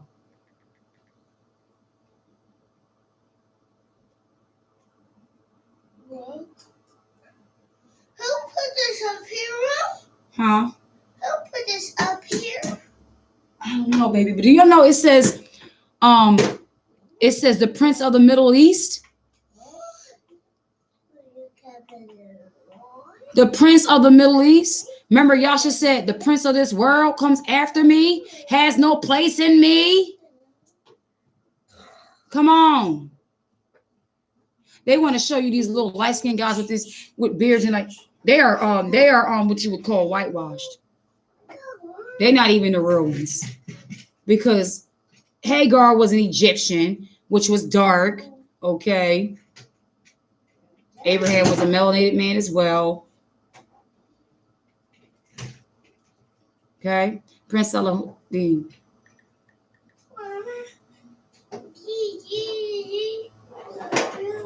Now look at him real close. Does he really look like a Negro? Look at them features. They try, even DJ Khaled. He ain't no Negro. You not us. You not of Isaac. Just like how we see through the Hamites, we can see through y'all too.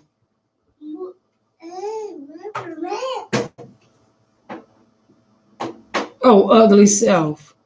Oh, he ugly. Who? This devil here. Cassie? Look at him. Look at him. Look at him. Ew. Ew. Mm-hmm. You know, people that are really like Muslims, they look down on black people. Like the woman came across her son. She got some adopted children, and a lot of them from like India and stuff like that. Well, one of his name's Eric, who tried me. He looks something like him. He looks something like him. He looks something like this prince here. And I rebuked him and told you the only thing you can get is that living water. That's the only thing if you can get that. You got to be out there crying in the wilderness like Hagar and Ishmael was, near to death, to even get the water. Exactly, sis. No brother of ours. Kevin Gates shares new song, Adding Up. Shut up. Oh, and then he blondes his hair. When they blonde hair, that's the direct rebellion there. When they get to this point, for they know it's unclean.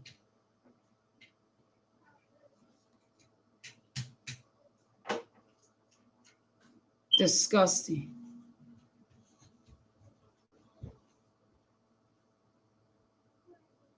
Just rebellious. He got a wife? Look at her. Look what's on her chest. Look what's on her chest. Look like something from over there in Egypt. She got a crown with a guitar. When you read over here, the children that Eve begot, let me show y'all something. I'm going to show y'all something. No, the Spirit finna show y'all something.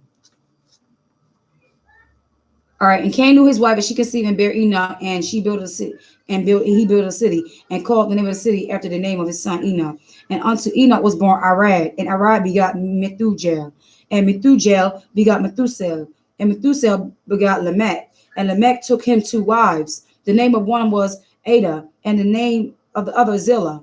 And Ada bare Jabal, and was the father of such dwelled in tents, and such of have cattle. And his brother name was Jubal, was the father of all such handled the harp and organ. And Zillah, she also bare Tubala something, and instructor of every artificial and brass and iron. The sister of Tabula Cain was Naamah.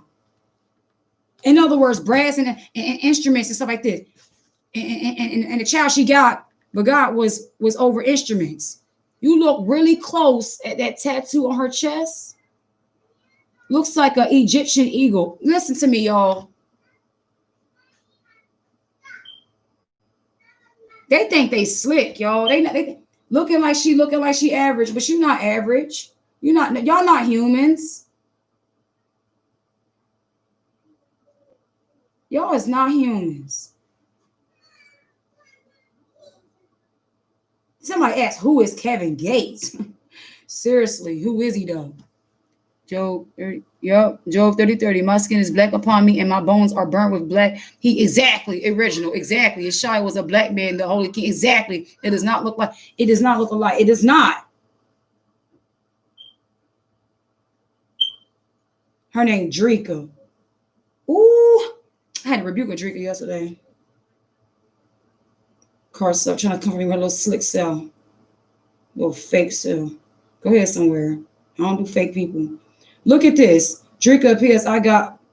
Look, the tattoos on her back are looking like the stars where they came from. Hold on.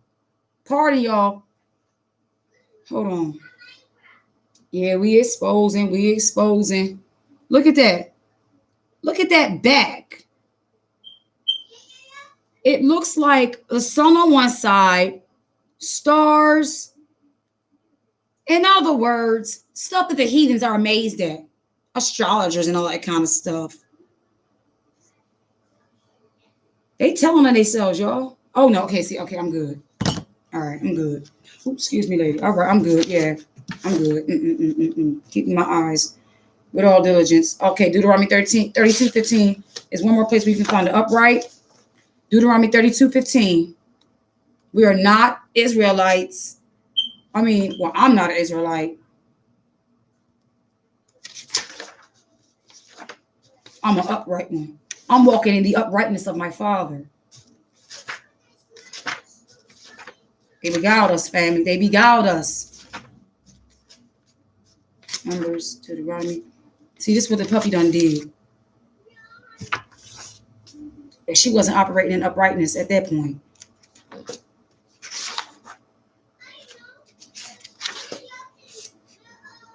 Deuteronomy 32:15. But Jeshurun waxed fat and kicked thou art waxing fat. This is what happened. This is when this is Jacob, right? This is when we was just reading Genesis 32 and Deuteronomy 32 is explaining to you how Genesis 32 came about. You see, Jeshurun is what the Most High was really considering Jacob. Upright. He waxed fat. He kicked. Thou art waxing fat. Thou are grown, thick, and thou art covered with fatness. He forsook Ishmael. He forsook the Most High. Went over here to wrestle with this fallen to receive a blessing. Because he was thinking about, well, gee, if I really took the blessing, why does it look like Esau's really still reigning? I want what he got. And be not the oppressor, and choose none of his ways. Grown thick, thou art covered with fatness. Then he forsook the Elohim who made him, and lightly esteemed the rock of his salvation. Lightly esteemed the Most High's word. The Most High said to you, I was going to be with you. That's your salvation. You didn't need to fear Esau. All you needed to do, Jacob, was trust the Most High. So he basically sold our people over to Israel. Now people waking up and they're waking up to Israel. They ain't woke up yet. They got to wake up to the upright stage. Then they're woke. See how the sons got crazy, family? You see? Graven images. Exactly. Because see, Jacob was trying to be appeased with his brother. He wanted his brother to approve him. But Esau said in his heart, he was going to kill him. Esau can't change, family. Most High formed him like that. And Dan Stevens had a video yesterday that said, God loves everybody in regards to a woman who was saying, he asked her, could you confess and say that you love black people? That's not dance. That's not dance. Dana Stevens, beloved, what you should be telling your evangelical friends that there is a group of people the Most High hates. And the only ones he loves is those that do what he says. And if you can't even love those who he loves, his brethren, even the least of them, you are no wise even capable to even receive of the faith. You are a vagabond, an infidel. And he simply said, when we read in Ezekiel 9:4, when Ezekiel said, oh, Most High, will you destroy all of Jerusalem in the pouring out of thy fury? Will you destroy all of your people in the pouring out of your fury? If he is wanting to destroy all his people out because barely of any of us will be left, where do y'all stand? Where is your uprightness? And they need to be properly prepared. They need to be properly told. Even if you don't hate us, the penalties of your forefathers you're going to have to pay for. Just like we are here today because of the sins of our forefathers. For it is written, Obadiah stands alone. I mean, not alone, but the Most High's word has been confirmed several times. This is not based off of racism. This explains why y'all reject us, because the Most High already said he rejected y'all. For when the children was neither born, done anything, Romans, what would that be? What would that be? Romans 9.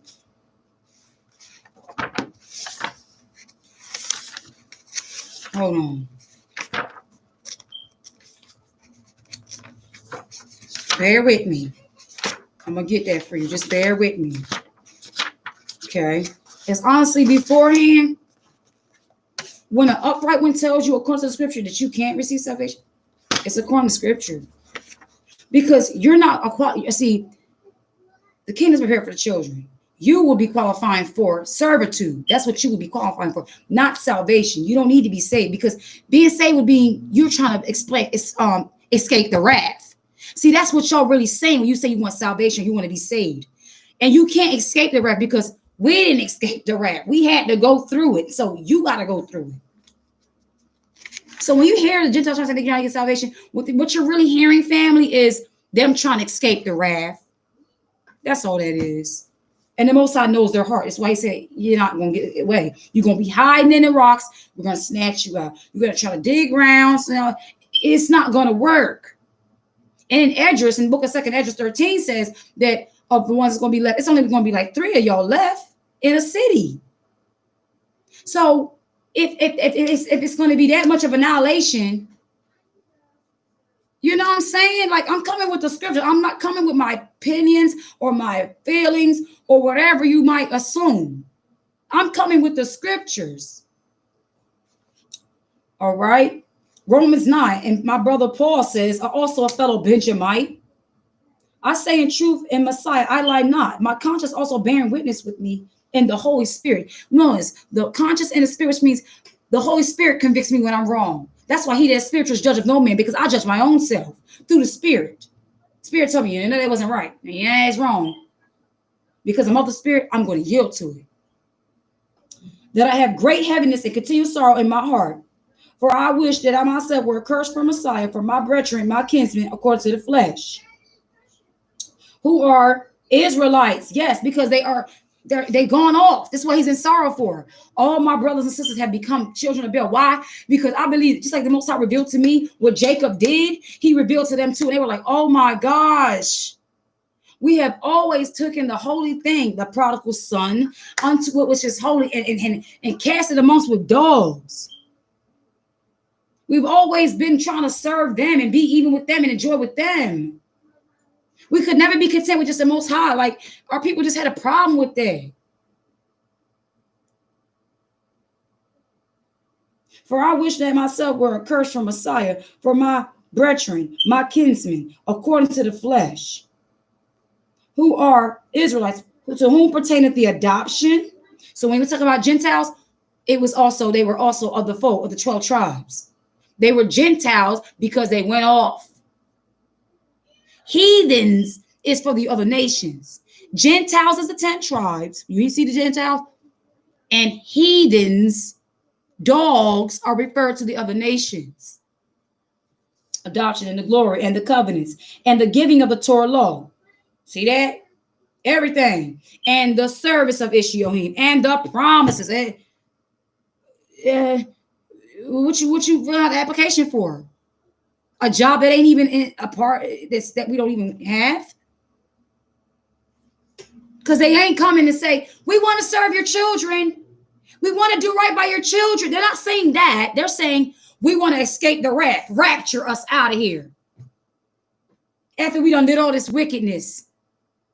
That's what rapture says. I want to do a shoot and run. Drive by. Yeah, okay. Whose are the fathers, and whom as concerning the flesh Messiah came, who is over all. Ahia be blessed forever. Amen. Not as though the word of Ahia have taken none effect, for they are not all upright which are of Israel. Neither because they are all the seed of Abraham.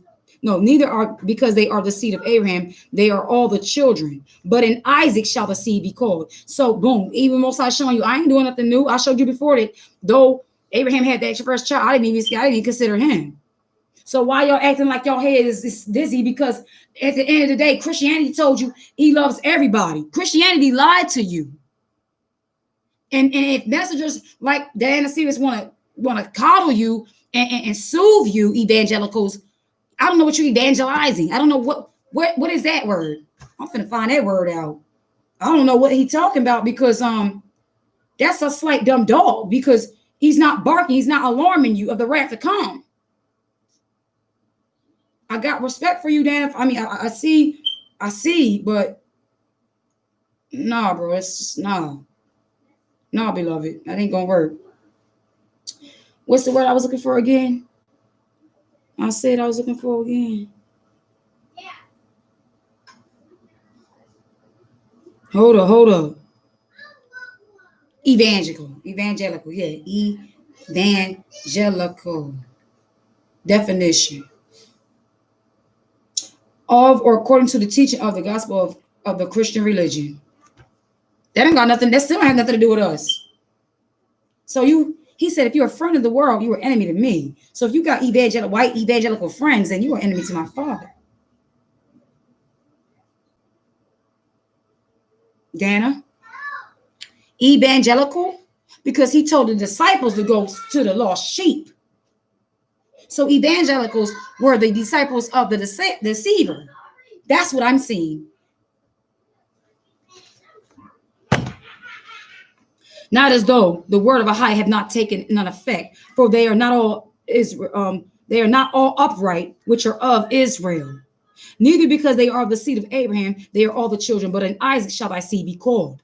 That is, they which are of the children of the flesh, these are not of the children of Ahiah, but the children of the promise are counted for the seed.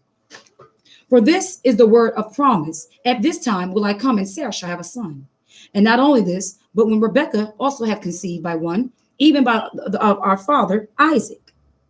For the children being not yet born, what children? Jacob and Esau, because he just don't talk about Rebekah. Neither having done any good or evil, that the purpose of Ahiah according to the election might stand, not of works, but of him that calleth. The Most High called Jacob. You want the precept for that? Isaiah 44:2.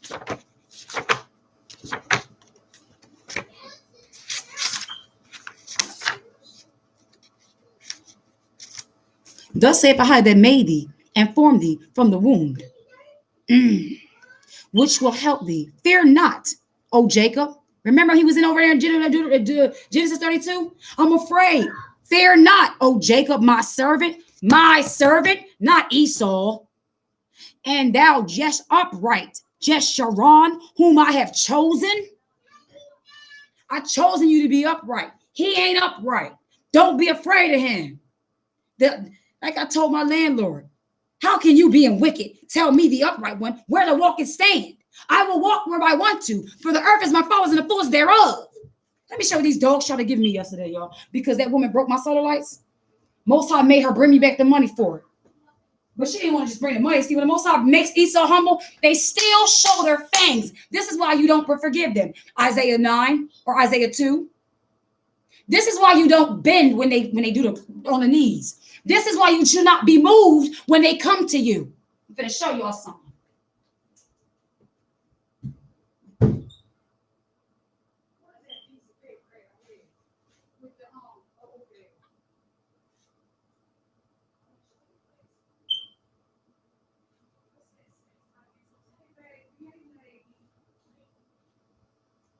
Let me show y'all something what these funny characters try to do.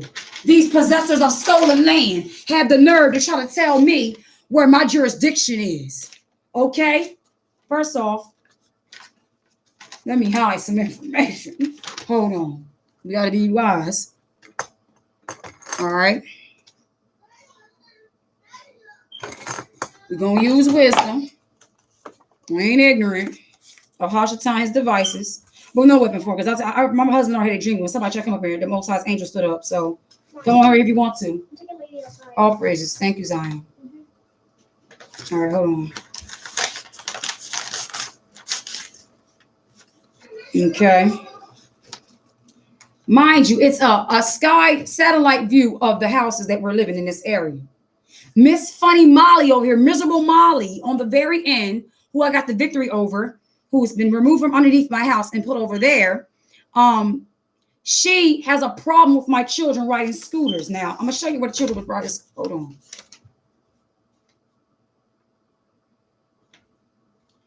All right. The children would start riding their scooters from right here and ride down here. Okay. She lives, I'm going to show you all the way. This is her driveway. This is her driveway. Why is she concerned about my children over here? She's this miserable because we actually have all this space. See those two sheds right there? The first one is mine. The second one is the old lady's. She got a beat up old piece of nasty, crappy shed. They don't even go nowhere near her. Guess what? The Most High in the spirit told me by the dog, where the Most High's angels, where the line was at, where Goshen is for us. he said, this place is marked for y'all. That place is cursed. Because on the other side of that line is the grapevine. And the grapevine did not provide any grapes this year. So I already know what time it is. She just saying, don't come over here. This was just the Most High using the voice of her to just say, children, stay away from here. Children, don't come over here, babies. This ain't safe for y'all. So though it may seem like it's working against me, unbeknownst to them, it's working for my good. Because see, all things work together to those the good, or those that love him and are called according to the purpose. Romans 8:28. So she called herself putting this in the envelope yesterday for me with the $15, talking about it's been brought to our attention. There's been some issues with trespassing. How am I trespassing with no trespassing sign? Because she came up. So I told the landlord on Sunday before this all happened, because in the spirit, he let me know they were forming weapons and they did something to the wiring to try to blow us up. But my father said, don't touch that, and we'll touch the other ones. We're using the heater for that. So they're going to be looking and waiting and waiting and waiting and waiting. They're not going to see us blow up. But eventually, the fire of the Most High is coming for them. So she, so on Sunday, the first day of the week, Father, forgive me, the first day of the week, I had sent a message to the landlord, let it be known, no weapon formed against me shall prosper. And he goes, why are you sending me these? I said, I'm going to tell you why I'm sending it to you. I'm going to give you an audio. I said, for the pride of thine heart, for you being a thief and a robber. And not only that, yesterday, the Most High gave me a dream. He gave me a dream yesterday. He was in my living room and sitting in my chair, like with a pride, disgusting, defiled spirit. Like as though if he was in the days of our ancestors, he would have been raping our mothers and trying to, like he would have been a rapist. I've always got a vibe from him that is like the guy from Lovely Bones. He looks like a creep like that. So in my dream, he showed me when he sees you as though like your name. He doesn't see you as the woman that I showed you. He tries to lust after you. He sees he has a defiled eye for you, daughter. And when I was in my living room, I turned around and I rebuked him to his face. I said, for the land that you have and possess is of bloodshed and thievery. And unless you're going to let us stay here for free, unless you're going to give back everything we paid you, you're going to have to pay for what you've done. Oh, and even if you do that, you're still going to pay. So coming this October, it's coming this month, whatever they call it, coming this month up, somebody got to atone. Somebody got to come correct. And I told him on that phone, the reason why I'm coming at you is because how in the world, yeah, you might possess this land, but you don't own nothing because you got this land through bloodshed and thievery. For the natives were here before you were.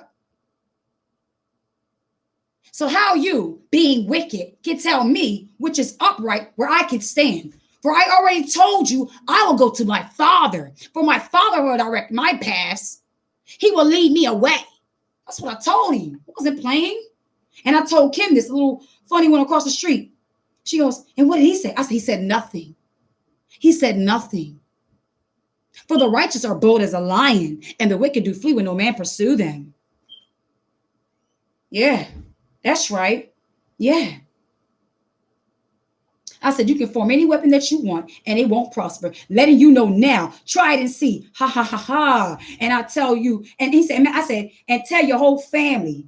My father said it, Ahia, no God can save you. Psalms 21 on you. I said, Psalm 21 on you. Take that for thine pride of thy heart. Why are you sending me these texts? Then I sent him the audio one. That's right. The Zionists of the Most High will perform this. That's right. I don't care if you're a homeowner. Guess what? You are a home-owning, possessing thief. That's what you are. Now what? You ready for restitution? Are you ready to talk now? Because see, when I told his wife, she's like, well, I don't want to talk with my husband here. I said, you very well said that. I've already told your husband. Your husband's avoiding me. Your husband don't want that smoke. With your dwarf looking self. She look like a dwarf. And Sandy's arms are short like a Tyrannosaurus Rex. See, a lot of these people are not humans. I sure did and I sure will.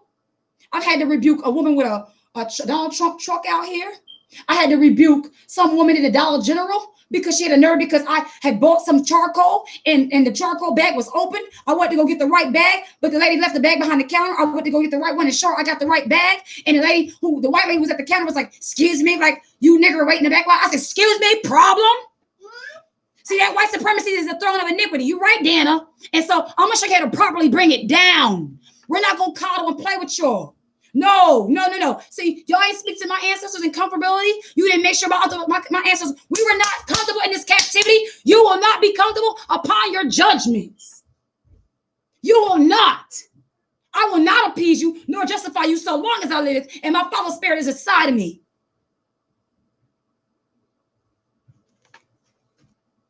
And then when Dana came yesterday, because see, Dana was mad when I went to her. I said, "Oh, you destroyed my flower beds. You stepped on flowers that was actually called pardon me's.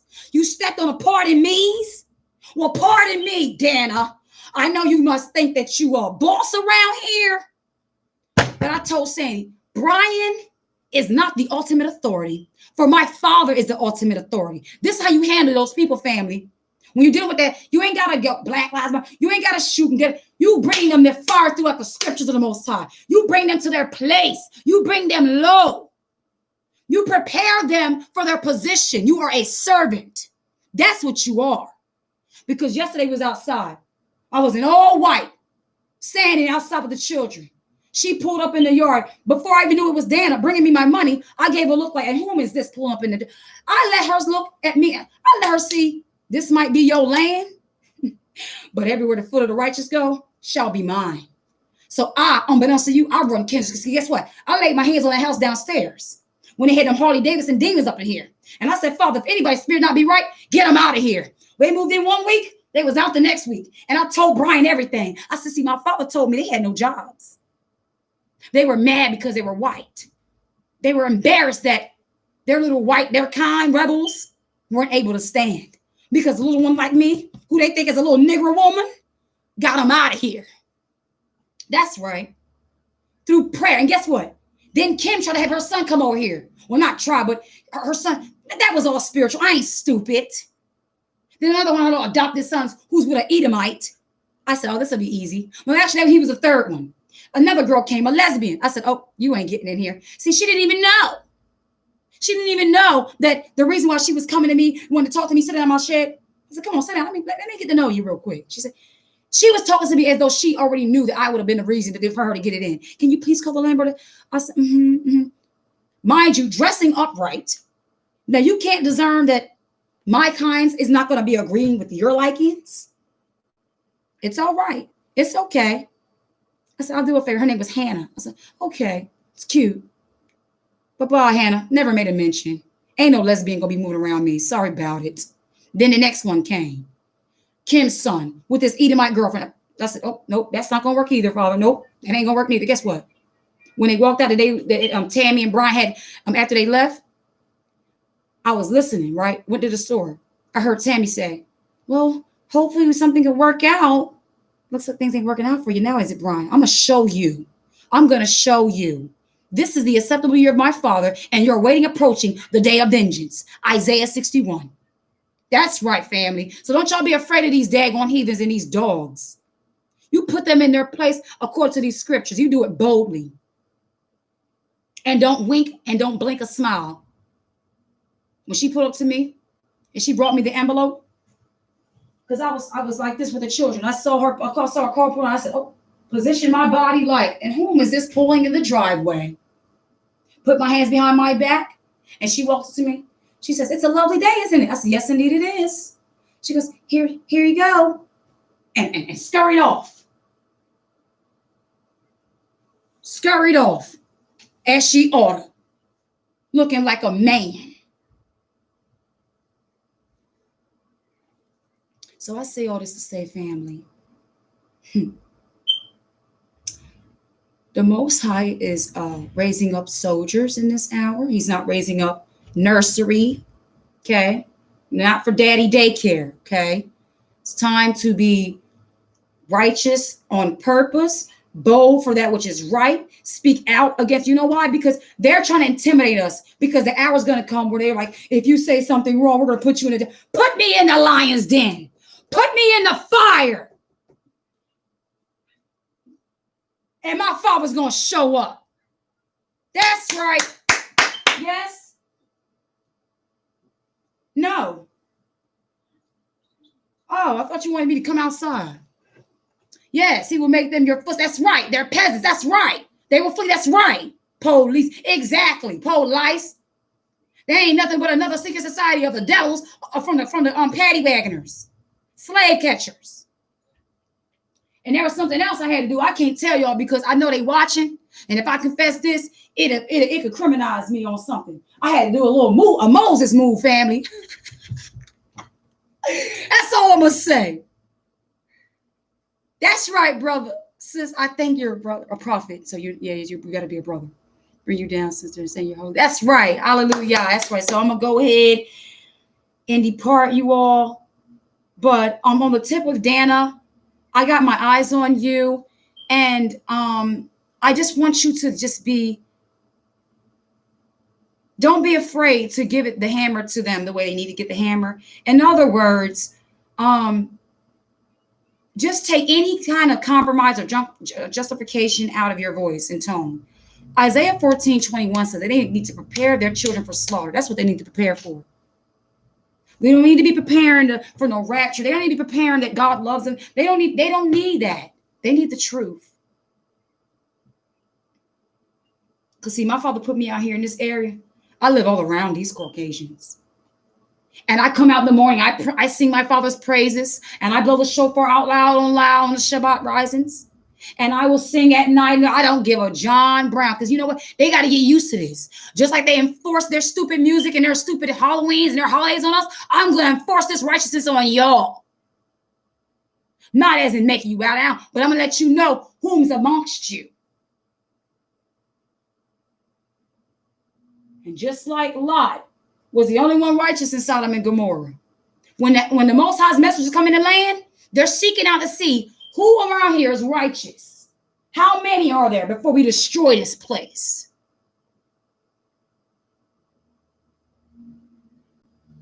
And he said in Isaiah 43, you are my witnesses. Let everybody come. Come on, bring them on. He said, let them come. Go ahead. Let me read that real quick. Isaiah 43. And we're going to drop the mic on, bro. High five to Yasha, for he brought through some heavy hitters today through the Spirit of the Most High. We give him the glory and the praise and the honor, for he is worthy of that. And we are so looking forward to our king. It's like these funny ones I was so looking forward to. They were so looking forward to old Biden.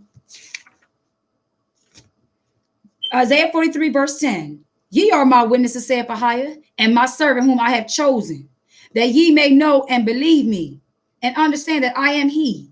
Before me there was no issue formed, neither shall there be any after me. I am Ahiah, and beside me there is no savior. You know what we read 10? It's just like he was talking over there to Jacob. He's talking to the nation like that way he was talking to Jacob, because Jacob had sold us basically out to the princes of this world, who Yasha said had no place in him, had no place in this world and in his word. And this is why it says that Yasharon, he was called to be the first upright one, lightly esteemed the rock of his salvation. He lightly esteemed the word of the Most High. Don't lightly esteem this word. Don't lightly esteem his name. His name is Yasha, and my Savior is Yeshaya. And the Father's title is I am your Ishiohim. I am your husbandman. Hosea 2:16. In that day, you shall no longer call me Bali, but you shall call me Ishi, husband.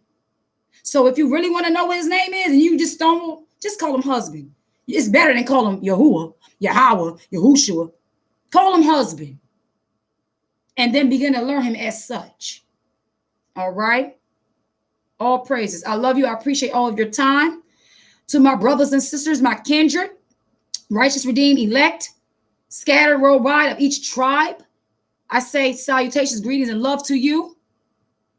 Stay up, stay strong.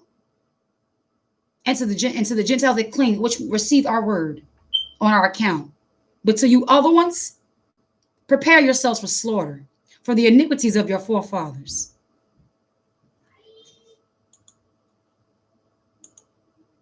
That's right.